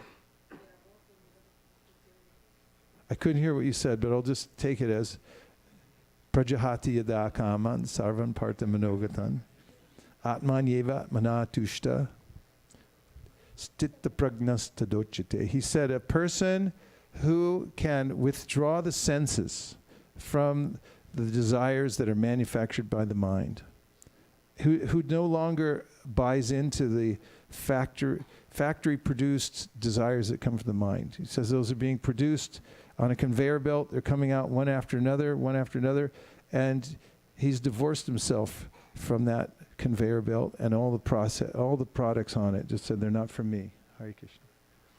And so that was one of the first things. But he goes on to explain what is the symptom of a self-realized person. And he also asked Krishna in the 11th chapter of the Bhagavatam, who are you? You remember when Krishna shows his universal form to Arjuna, he says, who are you? What does Krishna answer? Time I am, the destroyer of all the worlds. So Krishna reveals himself as time, the time factor. Then we have Devahuti. I mentioned her earlier, but she asked a very important question, and I think is a frequently asked question for those who take to spiritual life and feel like they're not making any advancement. Anyone? Okay. 3 people. Everyone else, cover your ears. She said, is it possible to come out of the bodily conception of life? She said, I've been in this so long, it seems impossible. Huh? So, good question to hear the answer to. And also, it's nice to hear the question that an associate of the Supreme Personality of Godhead is asking, saying, this seems really impossible to actually overcome attraction to the material world. How am I going to do it? I feel like I am my mind. I think I am my body. I don't see, since I've been in this situation since time immemorial, how I'm ever going to come out of it. And Kapila Dev gives the answer. It's kind of simple. Should I say what it is? But it's too simple. Should I make it more complicated? No. Just say it the simple way? Yes. He said you should hear for a long time. For a long time. And be absorbed in your service.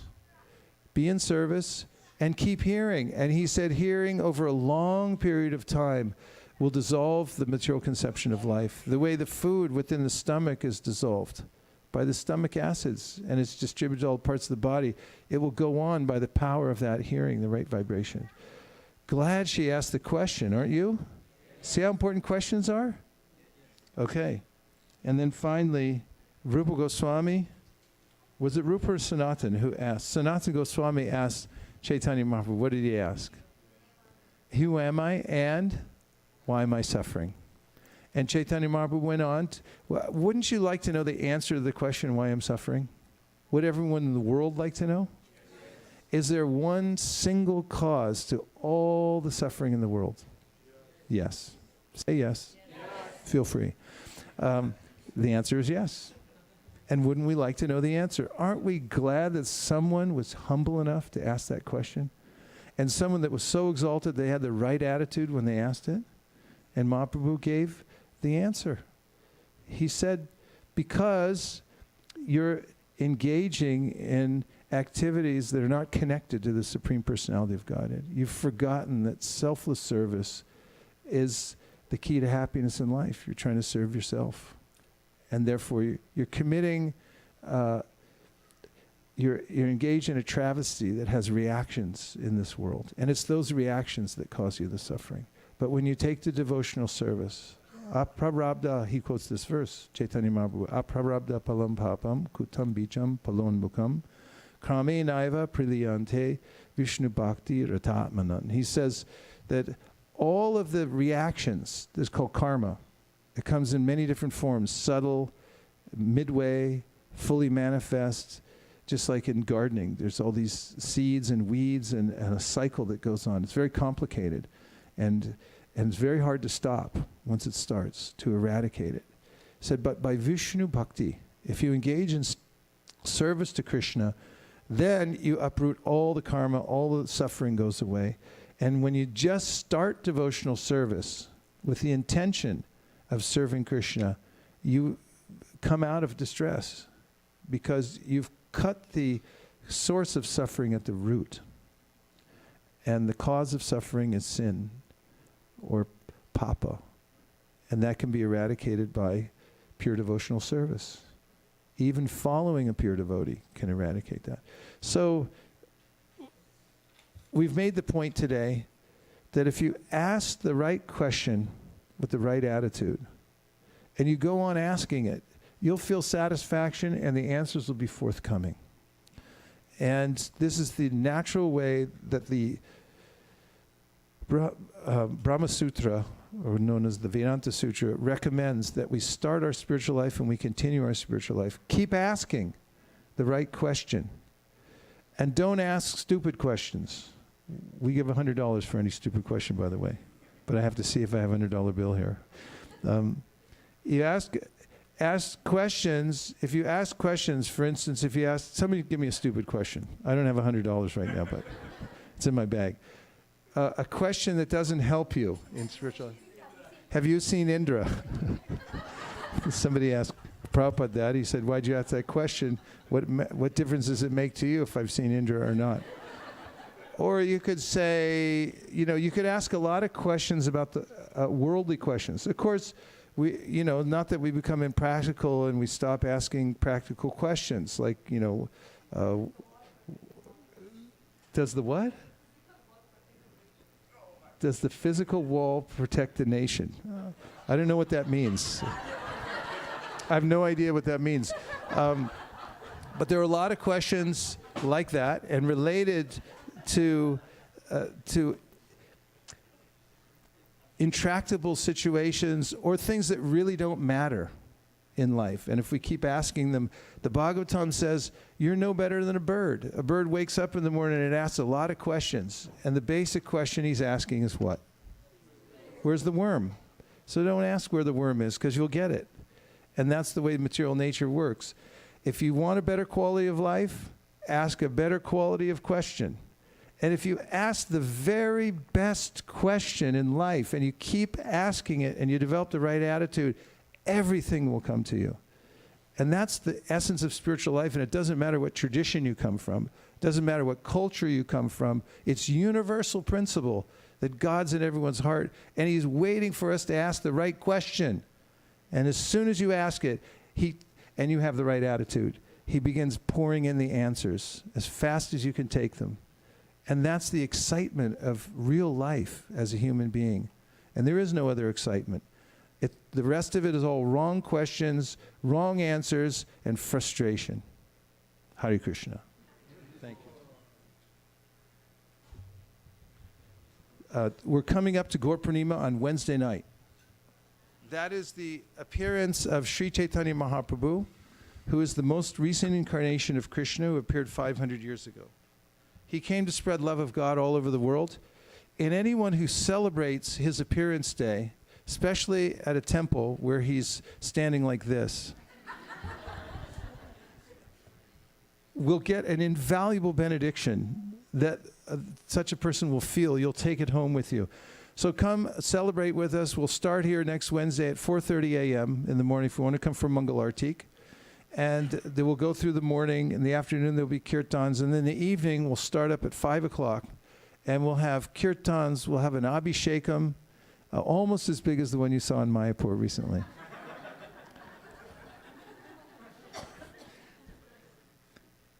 And everyone will feel happy. Also, leading up to that, we have the golden avatar of a book called the Sri Chaitanya Charitamrita. And we've been going all over Silicon Valley to the wealthiest and most influential people. We've been placing them in their homes and offices.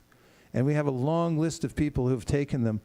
And we have a goal to distribute them to as many people as possible. Show one really quick. He's pulling it out of the bookshelf. It's right back there. And when I say golden avatar of a book, I really mean it. Look at this. How many books are in the set, SKP? 9 books in the set. And there are, how much are they? $99. Here, stand up and go like this. This that you see on the showroom floor, this is the Sri Chaitanya Charitamrita. So there's an opportunity between now and at about 15 minutes to 7 o'clock on Gaur Purnima to sponsor these sets. If you don't have one, stampede after this, really literally, stampede, and get your set. It's $99. And if you already have one, get a few more, and or just give the money to one of the Sankirtan leaders, and they'll go out and very aggressively, within their heart, but peacefully externally, place them in homes, offices. They're going to the wealthiest and the most influential, and everywhere else, for that matter. A man from Morocco the other day took a set of Sri Chaitanya Charitamrita. He's a Muslim, but he recognized that Chaitanya Mahaprabhu is teaching a universal principle that everyone can take to, and he said, I want to read this book. I'm going to put it in my home. We have photographic evidence of all this. So please take advantage tonight. There's going to be a very brief window of time right after the announcements when you're able to raise your hand and say, I'll take a set, or I'll donate a few hundred or a few $1,000s to take a few sets of Bhagavatams.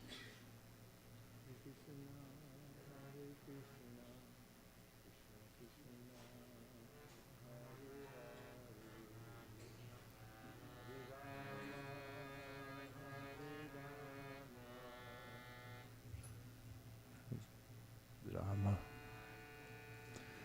Hare Krishna, Hare Krishna, Krishna Krishna, Hare Hare, Hare Rama, Hare Rama, Rama Rama, Hare Hare. Hare Krishna, Krishna Krishna, Hare Hare, Rama, Hare Rama, Rama Rama, Hare Hare. Hare Krishna, Hare Krishna, Krishna Krishna, Hare Hare, Hare Rama, Hare Rama, Rama Rama, Hare Hare.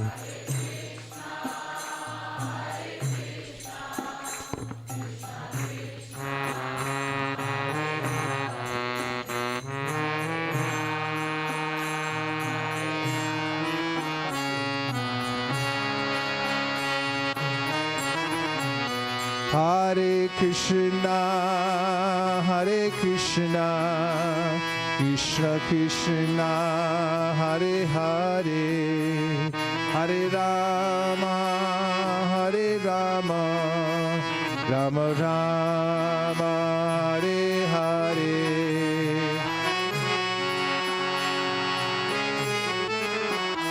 Krishna Krishna.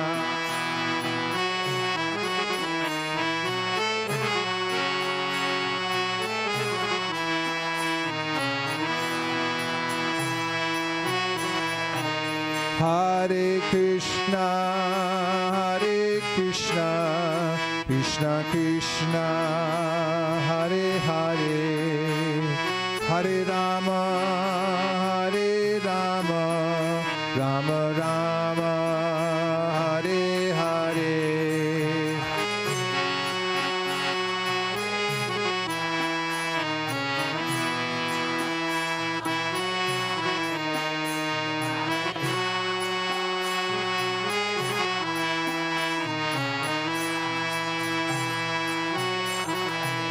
Hare Krishna, Hare Krishna, Krishna Krishna, Hare Hare, Hare Rama, Hare Rama, Rama Rama, Hare Hare. Krishna, Hare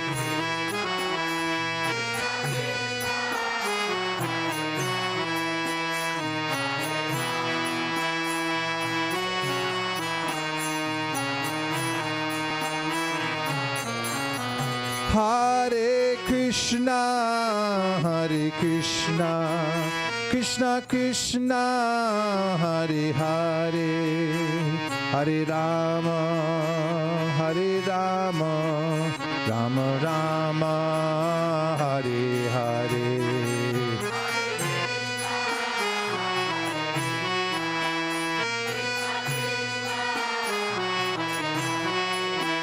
Hare Rama, Hare Rama, Rama Rama, Hare Hare.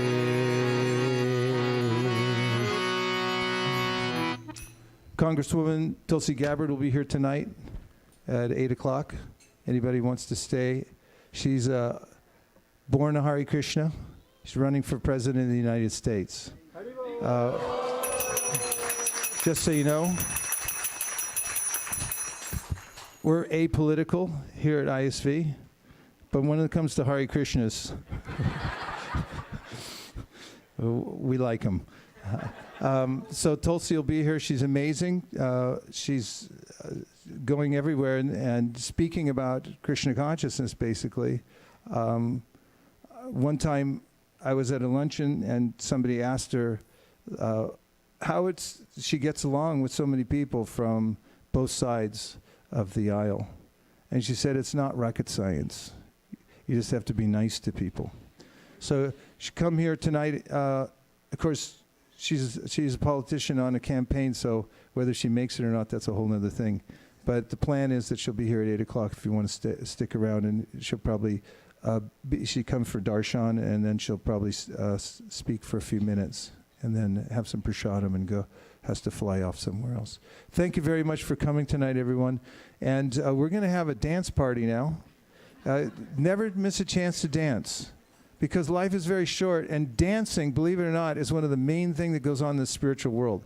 So if you stand around like a stick, I don't know if they're going to pick you up. But if you get into this dancing, you'll see that you don't have to be a great scholar, you don't have to know a lot of shlokas or Sanskrit and everything like that. In the spiritual world, they dance to the holy name. So if you dance, at least in your heart, then you'll see that Krishna will come very soon and get you. So we're going to put away all the floor coverings, the seats, everything. They all have a place. Everyone will help you out. And then we'll get set up for the evening arti. Thank you so much. And thanks to everyone who joined us online tonight. Hare Krishna.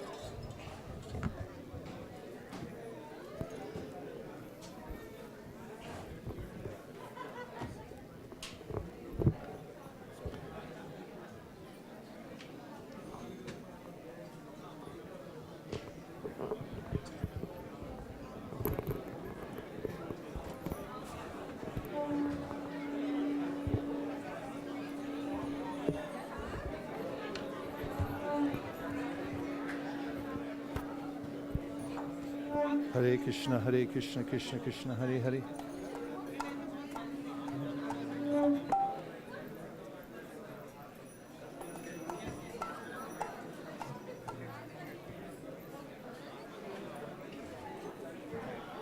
Hare Krishna. How are you? Great to see you. Hare Krishna.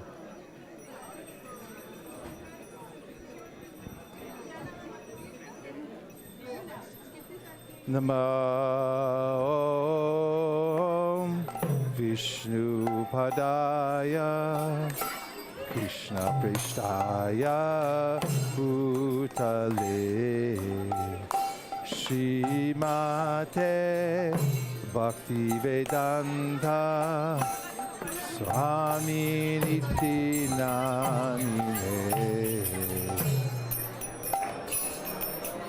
Need a little boost. Krishna Krishnaya Bhutale Shrimate. Yeah, thank you, that's good.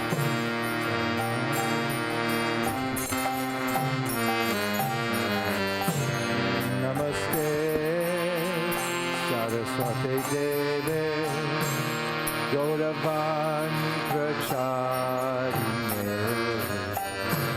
Nirvishesha Shriyavari Paschatya Deshatarine.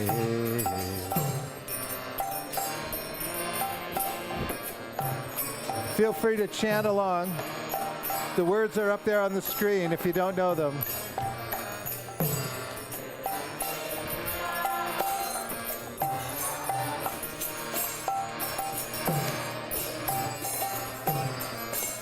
Jaya Shri Krishna Chaitanya Prabhu Nityananda Shri Advaita Gadadhar Shivasari Gaur Bhakta Vrinda.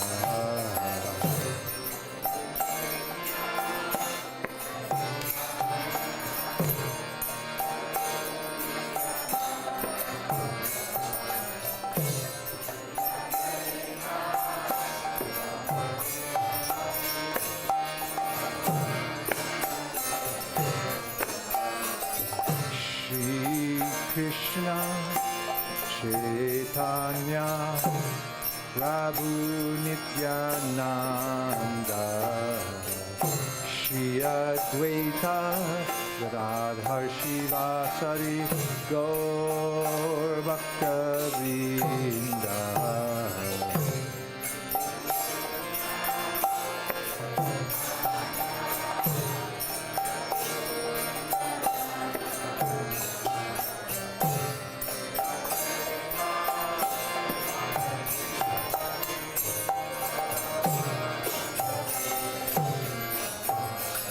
Jaya Shri Krishna Chaitanya Prabhu Nityananda Shri Advaita Gadadhar Shivasari Gaur Bhakta Vrinda.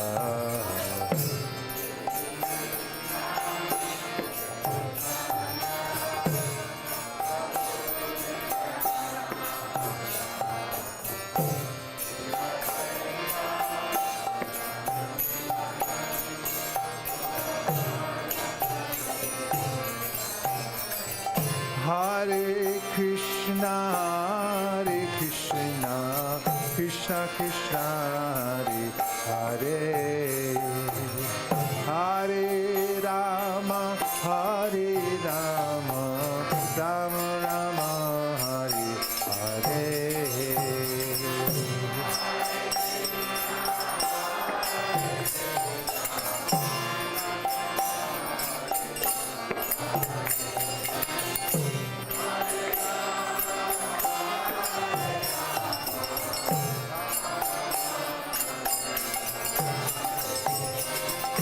Hare Krishna, Krishna Krishna, Hare Hare, Hare Rama, Rama Rama, Hare Hare.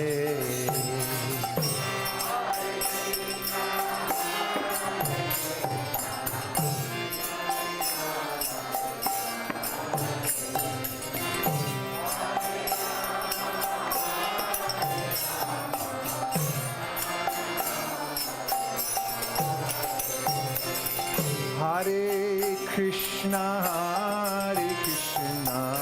Krishna Krishna Krishna Hare Hare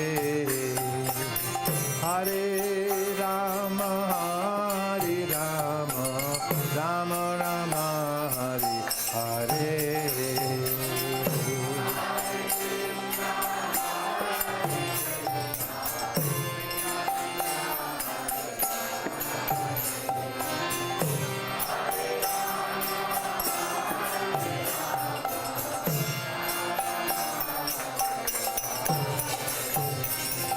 Hare Krishna Krishna Krishna Hare Hare Hare Rama Hare Rama Rama Rama Hare Hare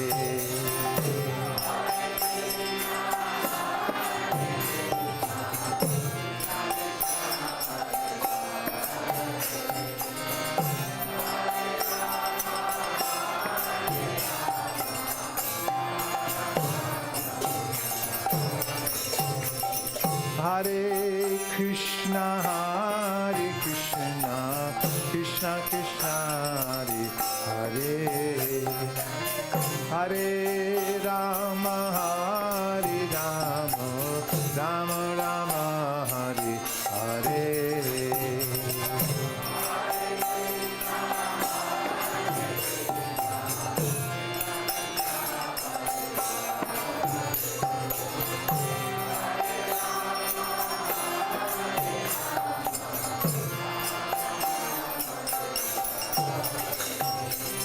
Hare Krishna Krishna Krishna Hare Hare Hare Rama Hare Rama Rama Rama Hare Hare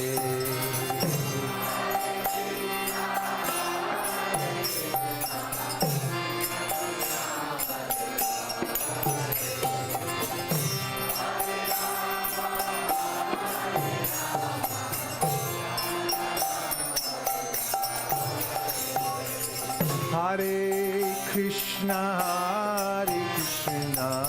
Krishna Krishna Hare Hare Hare Rama Hare Rama Rama Rama Hare Hare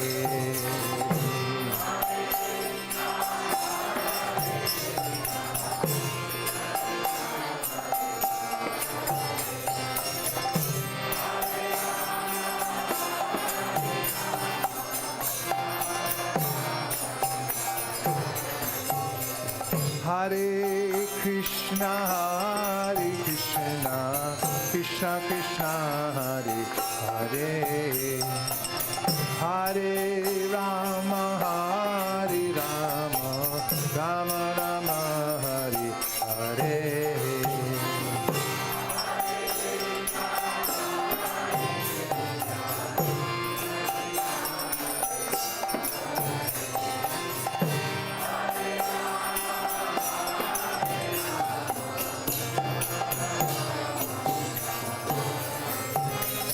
Hare Krishna Krishna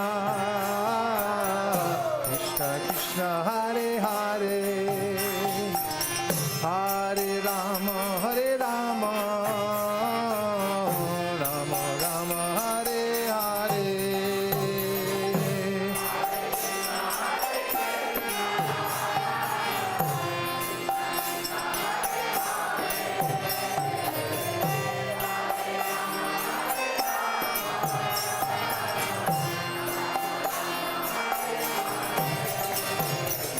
Hare Krishna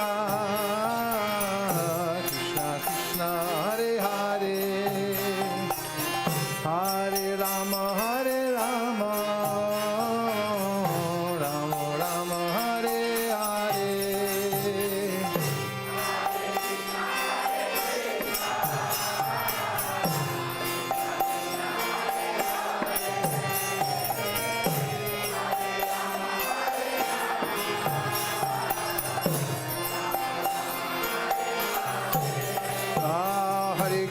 Krishna, Krishna Krishna, Hare Hare, Hare Rama, Rama Hare Hare.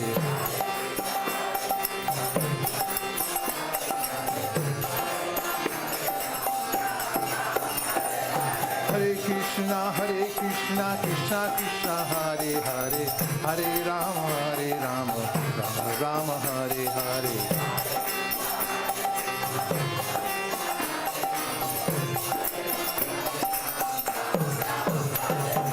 Hare Krishna, Krishna Krishna, Hare Hare, Hare Rama, Rama Hare Hare.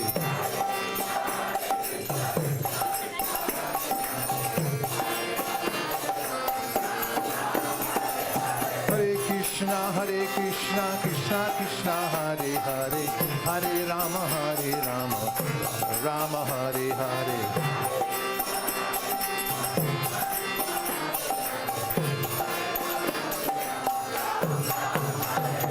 Hare Krishna, Krishna Krishna, Hare Hare, Rama Rama, Hare Hare.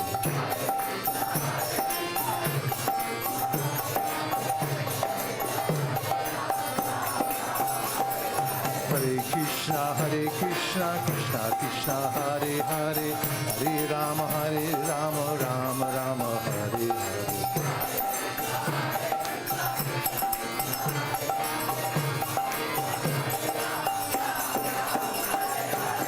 Hare Krishna,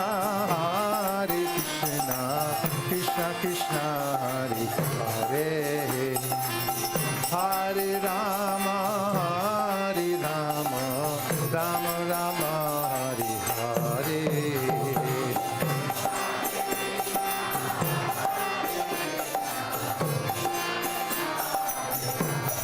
Hare.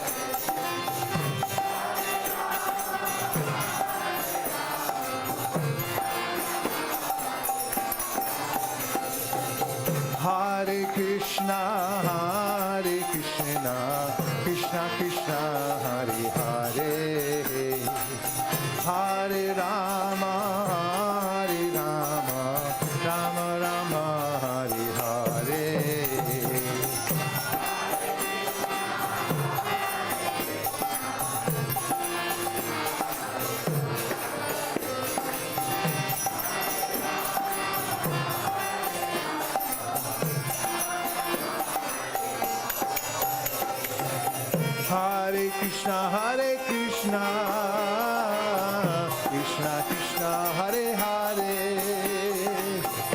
Hare Rama, Rama Rama, Hare Hare.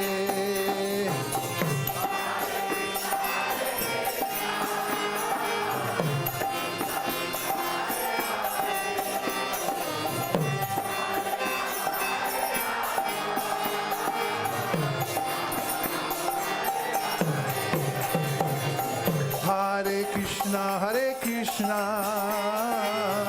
Krishna Krishna, Hare Hare, Hare Rama, Rama Rama, Hare Hare.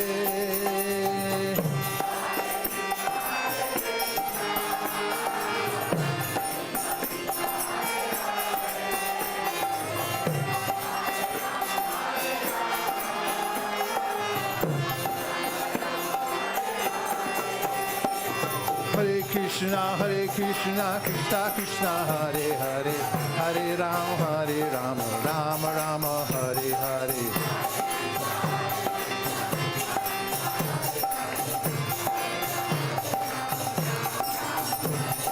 Hare Krishna, Krishna Krishna, Hare Hare, Hare Rama, Rama Rama, Hare Hare.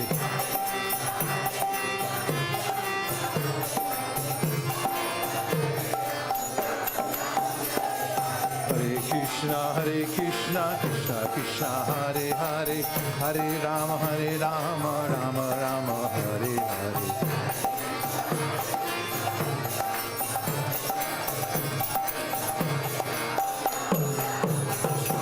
Hare Krishna, Hare Krishna, Krishna Krishna, Hare Hare, Hare Rama, Rama Rama, Hare Hare.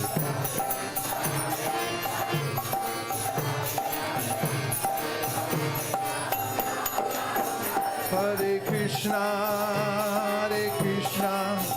Krishna Krishna, Hare Hare, Hare Rama,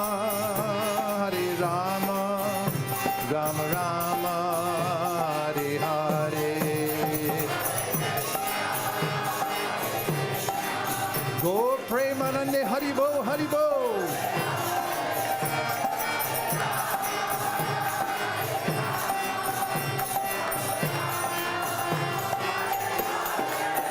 Hare Krishna,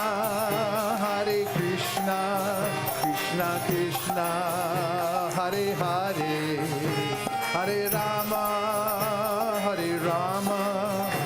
Rama Rama, Hare Hare.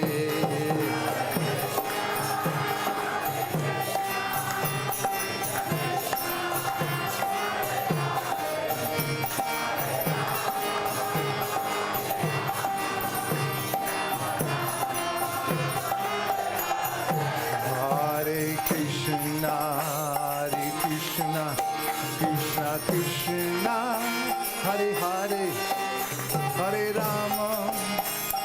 Rama, Rama Rama, Hare Hare.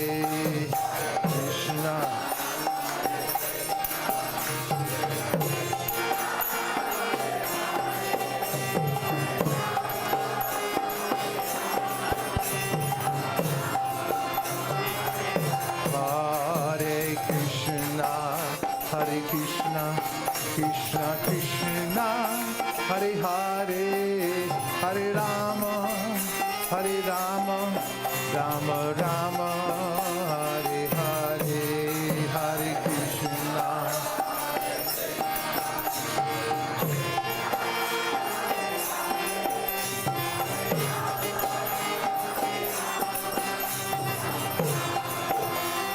Hare Krishna, Krishna Krishna, Hare Hare, Hare Rama, Rama Rama, Hare Hare.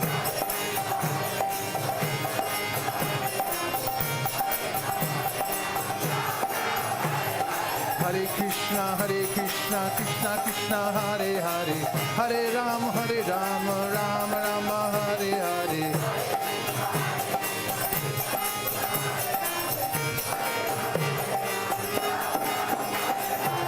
Hare Krishna, Krishna Krishna, Hare Hare, Hare Rama, Rama Rama, Hare Hare.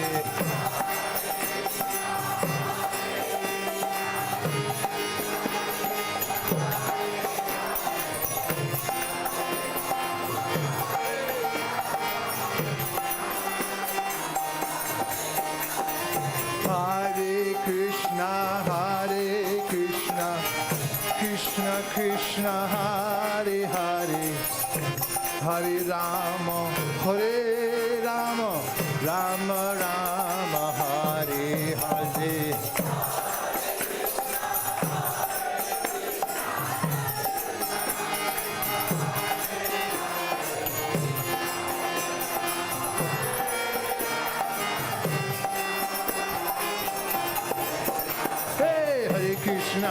Krishna, Krishna Krishna, Hare Hare, Hare Rama, Rama Rama, Hare Hare.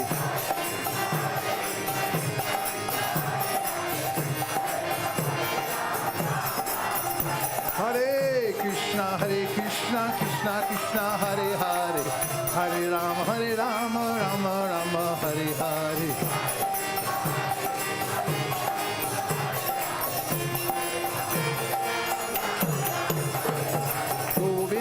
Jai Jai Gopal Jai Jai Govinda Jai Jai Gopal Jai Jai Radha Ramana Hari Govinda Jai Jai Radha Ramana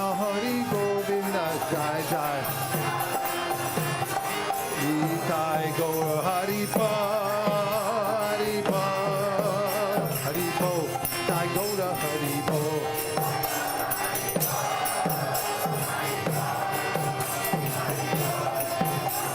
Nitai Gaura Haribo. Haribo. Haribo. Nitai Gaura Haribo.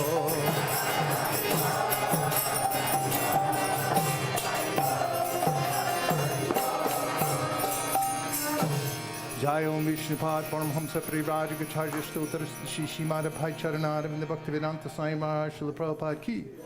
Jai Om Vishnupad Paramhamsa Privraj Gacharya Stotra Shishimada Srila Bhakti Siddhanta Saraswati Goswami Maharaj Ki. Anantakoti Vaishnavinda Ki. Namacharya Srila Haridas Thakur Ki. Premzika Ho Shri Krishna Chaitanya Prabhu Nityananda Shri Advaita Garadhara Shivasari Gaur Bhaktivinoda Ki. Shri Shri Radha Krishna Gopinath Shamakund Radhakund Giri Govardhan Ki Jai. Shri Vrindavan Dham Ki Jai. Shri Maipur Navadip Dham Ki Jai. Shri Jagannath Puri Dham Ki Jai. Tulsi Devi Bhakti Devi Ki Jai. Jamuna Devi Ganga Devi Ki Jai. Sambeda Bhakti Vrinda Ki Jai. Shri Ekadasi Vrat Ki Jai. All glories to the assembled devotees. All glories to the assembled devotees. All glories to the assembled devotees. Gaur Premanande Haribo.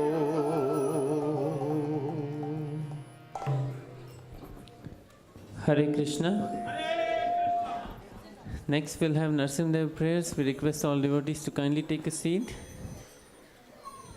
Before we make tonight's Narsimdev prayer dedication, I'd like to quickly announce that there's a Honda Accord parked in 7-Eleven which is being towed right now.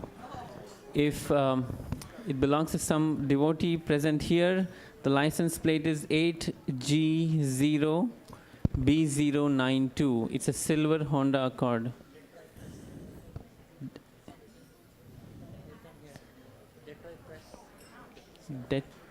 Hare Krishna, Hare Krishna. Wait.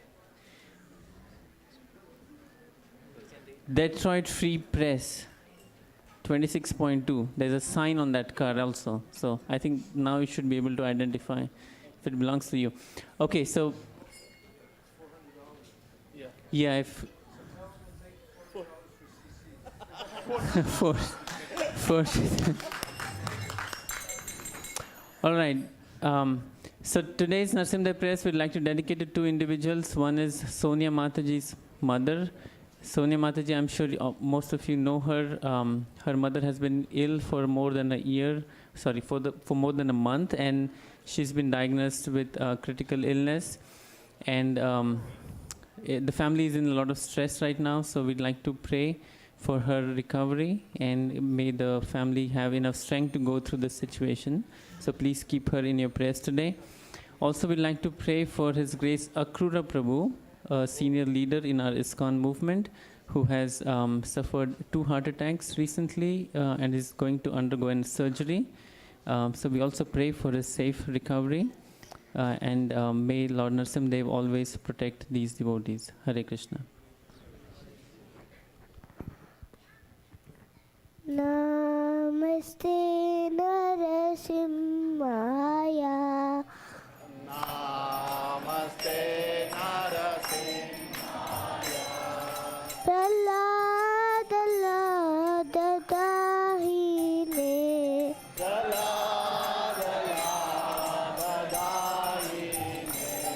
Hiranyakashipu Rakshaha.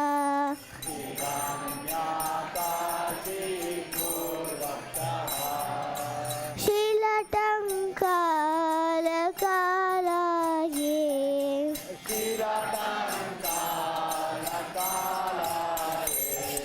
Ito Narsimha Parato Narsimha.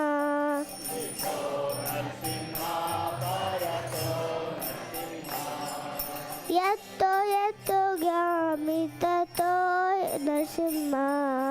Yato yato yami tato Narasimha. Bahir Narsimha Rudaye Narsimha.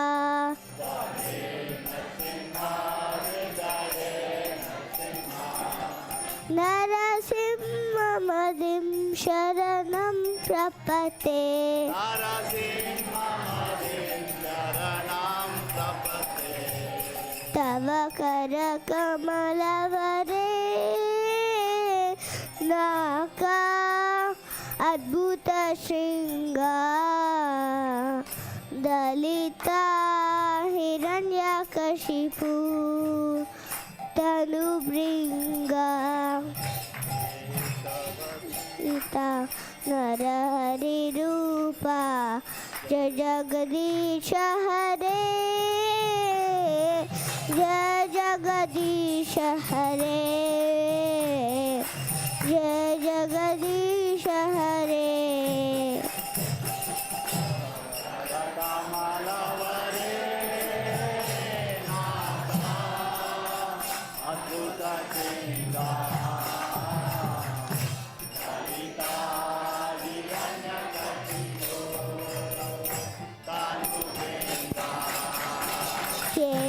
Keshavadrita Narahari Rupa Jai Jagadisha Hare Jai Jagadisha Hare Jai Jagadisha Hare Narasimhadev Jayo Narasimhadev Jayo Narasimhadev Jayo Narasimhadev Jayo Narasimhadev, Jayo Narasimhadev, Jayo Prahlad Maharaj, Jayo Prahlad Maharaj, Jayo Prahlad Maharaj, Jayo Prahlad Maharaj. Jayo Prahlad Maharaj, Jayo Prahlad Maharaj. Jayo Jayo Prabhupada, Prabhupada, Prabhupada, Jayo Jayo Prabhupada. Jayo Jayo Prabhupada, Prabhupada. Jayo Jayo Gurudev, Gurudev, Gurudev, Jayo Jayo Gurudev. Jayo Jayo Gurudev, Gurudev, Gurudev. जय विघ्न विनाशक लक्ष्मी नरसिंह देव गण की, प्रहलाद महाराज की, गौर प्रेमानंदे। Hare Krishna. Hare Krishna. Krishna Krishna. Hare Hare. Hare Rama. Hare Rama. Rama Rama. Hare Hare. Welcome all of you to this wonderful Sunday Feast program at ISKCON of Silicon Valley. This is one of those Sunday programs which I really look forward to and I really enjoy being at because it feels like our life and soul has just returned back.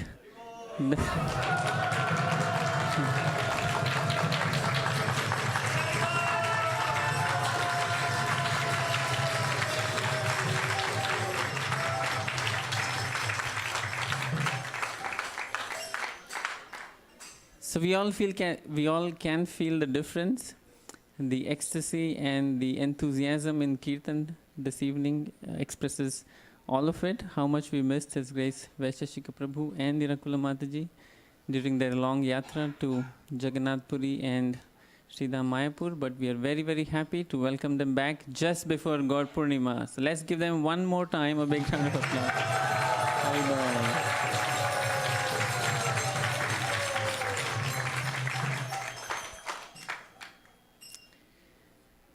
Okay, so let's see who's here for the first time. Newcomers. Those who are here for the first time, you may... Oh, wow, a baby. How old is the baby? 2 months old. Hare Krishna, welcome. And I'm sure there are more newcomers in our audience. We'd like to give you a warm welcome. And you have come on a very auspicious day, Sunday, just before Gaur Purnima. And also it's the Ekadashi Tithi, so that's also very important. So we'd like to give you a welcome and please do keep coming back and be a part of our community here at ISV. To welcome our newcomers, especially the newborn, let's loudly chant Hare Krishna, Hare Krishna, Krishna, Hare Hare, Hare Rama, Hare Rama. Now we'd like to acknowledge our sponsors. We do have quite a few today. First is Radha Krishna Prabhu. Prabhu, yeah, please come forward. He's sponsoring in memory of his father. It's this Ekadashi Tithi 4 years ago that his father left this world, and in his memory, Radha Krishna Prabhu is sponsoring tonight's feast. Would you like to say a few words, Prabhu? Thank you very much. I hope you will say prayers for my father. He was a very nice dad to me, looked after me very well. So I'm very, very grateful to him. We lost him 4 years ago in Calcutta, 2015. So actually I have a little picture of him. This is what he looked like in his younger days. Thank you very much. Mom's here in the back.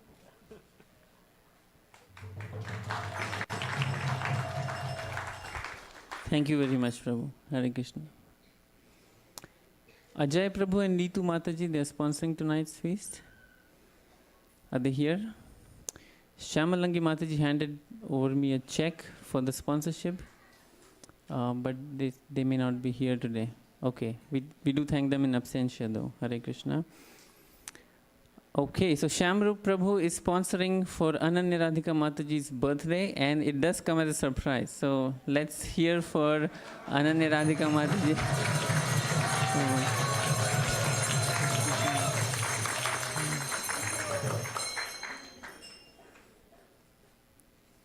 So while she's walking here, she's Tarubhyascha Kripa Sindhubhya Evacha Patitanam Pavanebhyo Vaishnavebhyo Namo Namaha. Hare Krishna, I don't know what to say, it's a surprise. So my birthday was last week, and I already, I'm so much blessed to be in ISV among all of you, especially beg all my prayers, and I beg your blessings, please, especially Vaisesika Prabhu, please keep me at the shade of your lotus feet, Prabhuji, and Nirakula Mataji. I need their shelter, and all the Vaishnavas assembled here. And actually, this year I really had a memorable birthday, because our lovely Vaishnavis of ISV, they had a Vaishnavi Sangha on that day in Poonam Mataji's house, and they have arranged cake and so many things, just like a kid's birthday. So, and I was feeling like, I'm not going to tell you my age. I know everybody knows, it was on Vaishnava Sangha group, but I was feeling as if I'm like very small kid or something. I was so much pampered by all these lovely Vaishnavis, and I'm so very blessed to be here under the guidance of His Grace Vaisesika Prabhu and Her Grace Nirakula Mataji, and in association of this wonderful devotee and in service of Shri Radha Madan Mohan. Thank you all very much. Hare Krishna. Soumya Tripathi Prabhu, he is also sponsoring tonight's feast. Hare Krishna. Yes, Prabhu, please say a few words. Hare Krishna. We are always glad. We are always glad to be here. This is our newborn Arjun, who was born on January 23rd.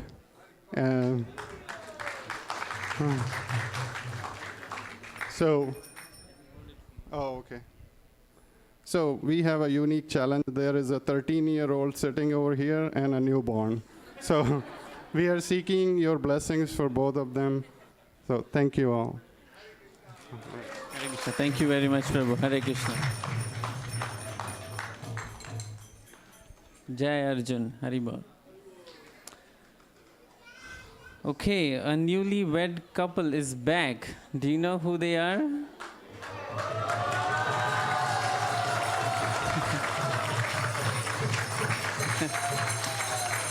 Okay.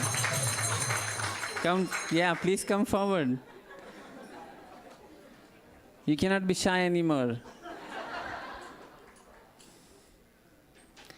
Okay, let's take some feedback from the audience.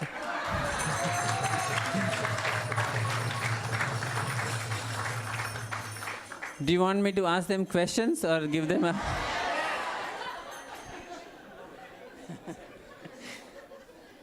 Come here. Questions or speech? Okay, question to Mukharvind Prabhu. So I remember during your engagement you were saying something like, I don't really know what's going on and things are happening so fast and so just want to know, do you now have a better feeling of what's going on? I'm asking a question as a joke, but you can answer sincerely of how you feel like right now. Thank you so much, Prabhu. So many of the devotees bless us a happy new life. So I definitely felt that it's like a new life of a spiritual. Definitely in the spiritual way, I felt it's a new life. The whatever teachings we learn is on practice, on stack, and so definitely I felt it's a new life of whatever I learned till now.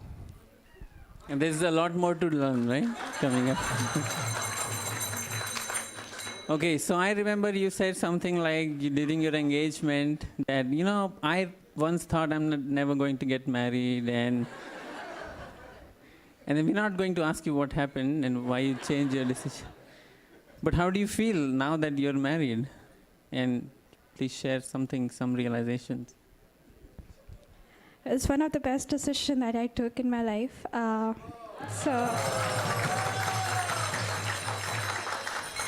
Firstly, because he's so advanced, I'm getting to learn every day. There's a lot of purification in a positive way. And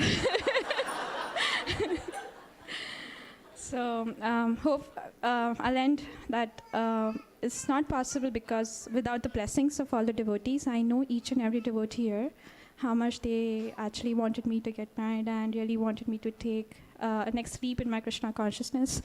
So I still beg humbly at the dust of your lotus feet, continue to bless us, so that we stay here at ISV till our last breath, and we serve all of you, following the instructions of Vaisesika Prabhu and Nirakula Mataji. So. Thank you very much. Sounds very good. You all heard, right? Carefully. I promise you, the questionnaire at the first anniversary gets more interesting. Some to you and sweet. Hare Krishna. They are a wonderful couple, and I'm sure they'll grow enormously with each other's support in Krishna consciousness over the years to come. So we pray from the bottom of our hearts for their successful, long partnership in this in a Krishna conscious way. Hare Krishna. Ram Prabhu is also sponsoring for his mother, in memory of his mother, Chitra Srinivasan. She passed away earlier this year, and he would just like to feed all the Vaishnavas on this important Ekadashi day, and it also happens to be his mother's Tithi today. So we'd like to thank him for the same. Hare Krishna. Now, most of you must have seen this email on ISKCON Silicon, the ISV Connect, and also on ISV General that US Congresswoman and presidential candidate for 2020, Tulsi Gabbard, is scheduled to arrive here today for about half an hour or so, but she'll be coming at 8 p.m. She's a big proponent of Bhagavad Gita, and she herself is a devotee of Lord Krishna. So I'm sure all of you will enjoy interacting with her, hearing her speak. So although we have a regular program which ends at 7:15 when the darshan closes, we request you to stay till 8 p.m. so that you can get to see her. Is that okay? Hare Krishna. Now we have some special announcement from Sri Krishna Purushottam Prabhu.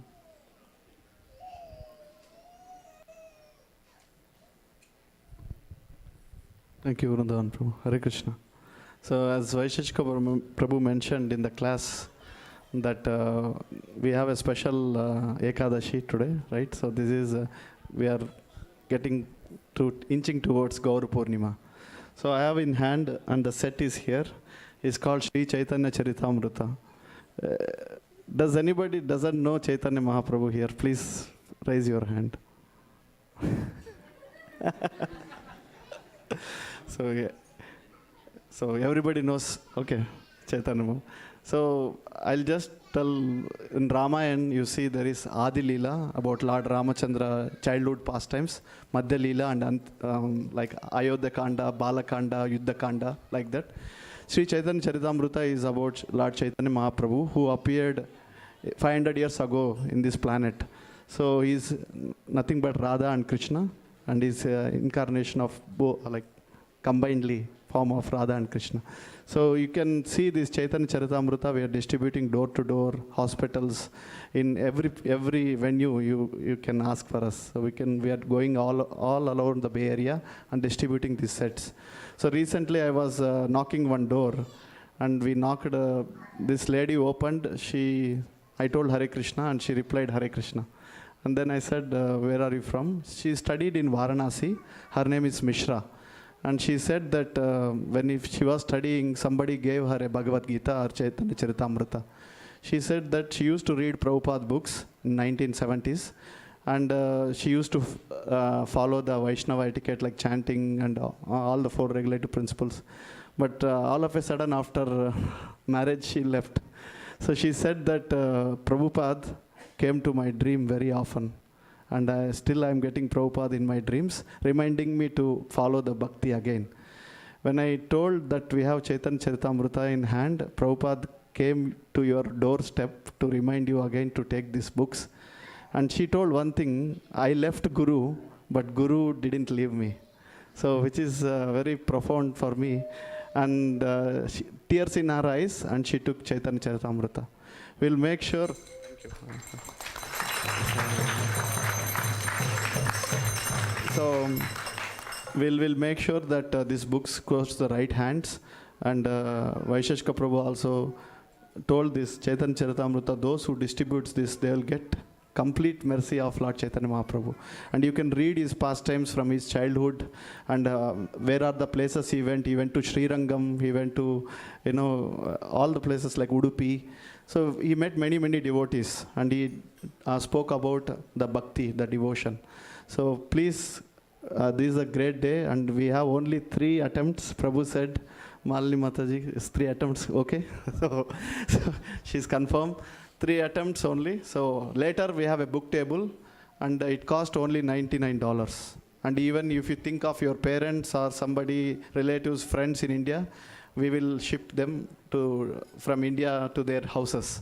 So please let us know. Can we sponsor? Oh yes, Prabhu, of course. Like if we already have a set in each room of our house. And we'd like to, because what I'd like to see, if I sponsor a set, that you or one of the other devotees would place it in a place where the others could read it. Is that possible? Yes, Prabhu, definitely it's possible.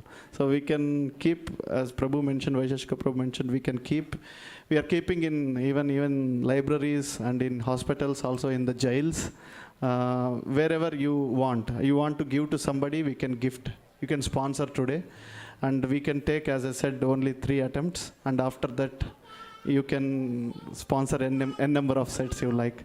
So it's just $99. I would request the newborn baby, I will sponsor a set for her. Arjun, right? Arjun. So Arjun will get a Srimad Bhagavatam, Chaitanya Charitamrita. So you can please contact, and you can raise your hand. So for Mukaravinda and Nanga's marriage, I sponsored 1 set. Haribol! His Grace Vaisesika Prabhu want to sponsor 1 set. Haribol. So okay, Radha Krupa Prabhu. 5 sets. Haribol! Your name, Prabhu? Praveen Prabhu. How many? 3 sets. Haribol. Thank you. I heard so. Okay. Dilip Bhai Prabhu. 3 Chaitanya Charitamrita sets. Hari Bol. Kamala Mataji. Oh, okay. One Chaitanya Charitamrita by Kamala Mataji. Hare Krishna. Okay, Balimardhan Prabhu for Tulsi Gabbard, one set. Oh, two sets, sorry. Okay, Koladeep Pran Prabhu. Oh, what's Mataji name? You don't know. Your name? Aapka naam? Sri Lekha Mataji, the Koladeep Prabhu was sponsoring, so Hare Krishna. Okay, Omkar Prabhu, 3 Chaitanya Charitamrita sets. Hari Hari Bo. Okay, one set. Harshal Prabhu, one set. Hari Hari Bo. See, one thing is, we're only going to do this for a few minutes, so when somebody sponsors that, you got to say Hari Bol really loud. Yes. Okay, Shamru Prabhu, one set. Hari Hari Bo. Thank you.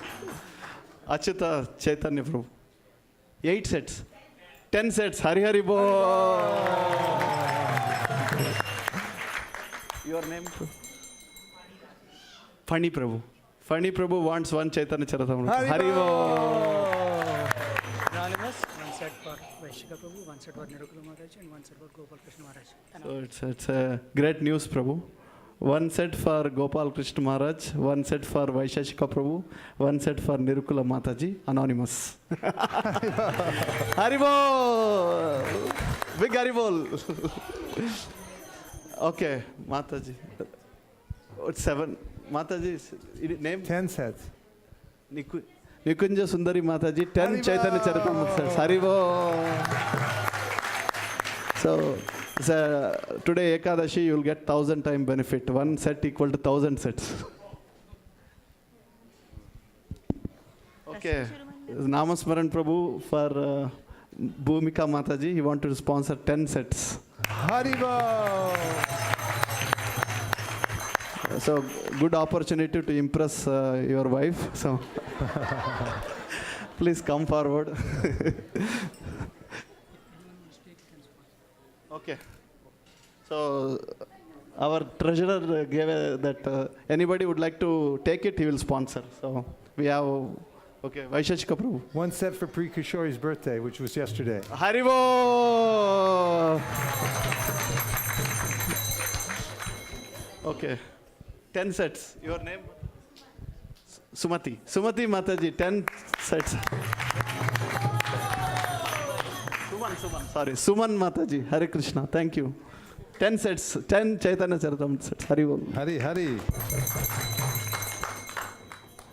Now we have only 3 attempts, Prabhu. The Chaitanya Charitamrita came from the Kadachas, or the diaries, one from Murari Gupta and one from Swarup Damodar, who were the personal associates of Sri Chaitanya Mahaprabhu.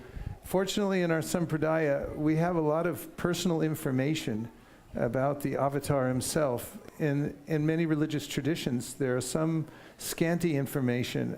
For instance, in the life of Lord Jesus Christ, it's very difficult to discern actually what happened. It happened thousands of years ago, and there's not a lot of really clear information. It's a lot of speculation.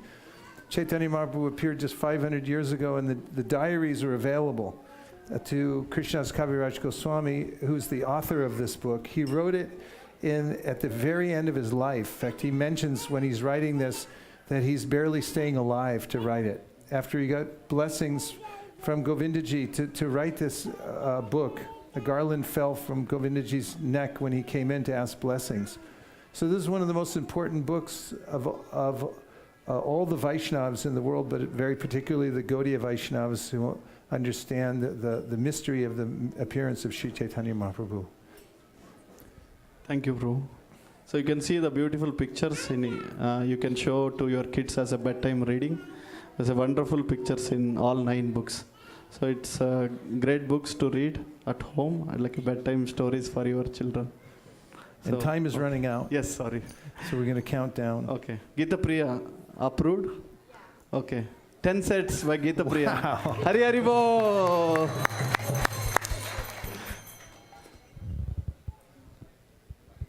Okay. Okay, Kartu Karnav Prabhu. 5 sets. Haribo. Okay. Your name? Harish Prabhu, 2 sets. Hari Haribo. Okay, Mayank Prabhu, 2 sets. Hari Haribo. Okay. Your name?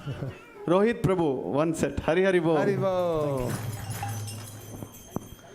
So we just have a couple more minutes, so we'll count down from 10 when we get down. Vikas Prabhu, 1 set. Haribo. Haribo.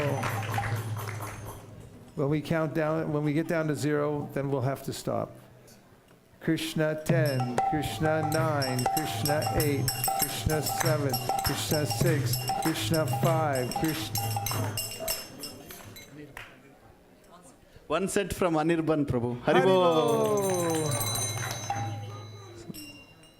So any sponsorships, all okay. So the Sundaranand Prabhu, 5 sets. Haribo. Krishna 10, Krishna 9, Krishna 8, Krishna 7, Krishna 6, Krishna 5, Krishna 4, Krishna 3, Krishna 2, Krishna 1, Krishna Okay, point Priya 5. Kishori, 2 sets. For Haribo! Haribo. Okay, for Vaisesika Prabhu and Nirukula Mataji, by Priya Kishori. Hari Haribo. Krishna 10, Krishna 9, Krishna 8, Krishna 7, Krishna 6, Krishna 5, Krishna 4, Krishna 3, Krishna 2, Krishna 1, Krishna point 5. 1 set for Ramanuja. Haribo! Okay. Ananga Gopika Mataji. 1 for His Grace Vaisesika Prabhu, 1 for Her Grace Mirakula Mataji, 1 for His Holiness Ratna Swami Maharaj, 1 for Srivas Pandit Prabhu Malini Mataji, and 1 for Shraddha Mataji and Rakesh Prabhu. Haribo! So total? Total 5. It's a Vishnu Sahasranam. Malini, what should we do? Last countdown this is, because everyone has to take prasadam. Right? Krishna 10. Okay, Radha Prabhu. So for my mother, 5 sets. Hari Haribo. 5 sets for Prabhu's mother. Hare Krishna. Krishna 9, Krishna 8, Krishna 7, Krishna 6, Krishna 5, Krishna 4, Krishna 3, Krishna 2, Krishna 1. Oh, okay. 16 for Kunjari. 16 sets. 16 for Kunjari. How many? 1 6. 1 6 or 6 0. Haribo! Okay, 1 6 for Kunjari. Hari Haribo! Kunjari ki jai. So, what should I do now? Kuladip is raising some hand from. Kuldip Praman is raising his hand. That's a good sign. Okay, here you go. One in the name of His Grace Vaisesika Prabhu, one for my dad, and one for Mandali. Okay. Haribo! Krishna 10, Krishna 9, Krishna 8, Krishna 7, Krishna 6, Krishna 5, Krishna 4, Krishna 3, Krishna 2, Krishna 1. Online users also can send a text message to 408-623-5341. 408-623-5341. Hare Krishna. Go Premanande. Haribo.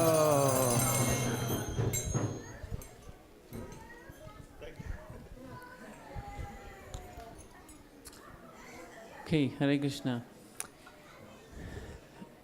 Little later after I announced the sponsors, Sutra Malik Prabhu told me that he's also sponsoring tonight's feast. Thank you, Prabhu. Haribo.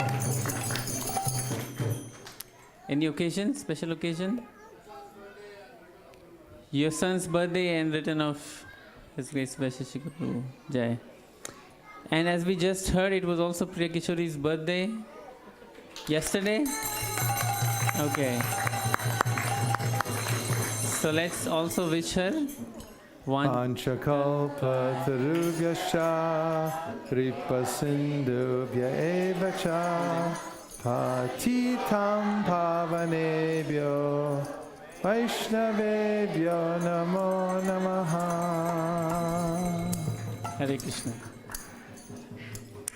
Okay, now we'll announce cooks for tonight's feast. Hare Krishna. Today's prasadam was cooked by Ananda Mataji, Arun Prabhu, Divyanand Prabhu, Gopi Priya Mataji, Ramani Mataji, Rajarao Prabhu, Shama Bhakta Prabhu, Shama Karuna Mataji, Shriram Prabhu, Sumati Mataji, Vijaya Mataji, Vaishnavi, and today's cleaner would like to remain anonymous. Haribo! We will appreciate the more cleaning help after prasadam. So if you'd like to help, please, you can come and see me and I'll be able to help you. Now let's sing prasadam prayers all together. Sharira vijaja jodendriya taheka jive pele vish sagare dharma de jiboyati lobu muisudumati Taki Jita Katita Sankare Krishna Bora Doyamor Kori Bari Viraja Shapsharanadi Lopa Shayanamrita Pao Radha Krishna Gunaga Premedako Shri Chaitanya Nita Premedako Shri Chaitanya Nita Mahaprasade Govinde Nama Brahmani Vaishnave Sapa Punyavatam Rajan Vishraso Navijayat Prasade Sarva Dukana Mahaniraso Pujayate Prasanache Taso Yashu Budipaya Vasishate Dayopa Bhukta Sadganda Vasalankara Charchitaha Uchishta Bojino Dasas Tavamayam Jayemahi Bhagavad Shri Mahaprasadaki Go Premanande Nitai Goda Haribo Haribo Haribo Nitai Goda Haribo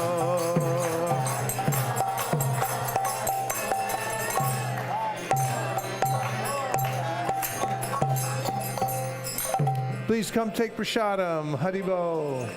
Thank you very much, everyone, for coming to ISKCON of Silicon Valley. Prasadam will be served in the picnic area, just right outside this door. There'll be plenty of seats inside also. Our teak starts at 7 o'clock. Thank you. Hare Krishna.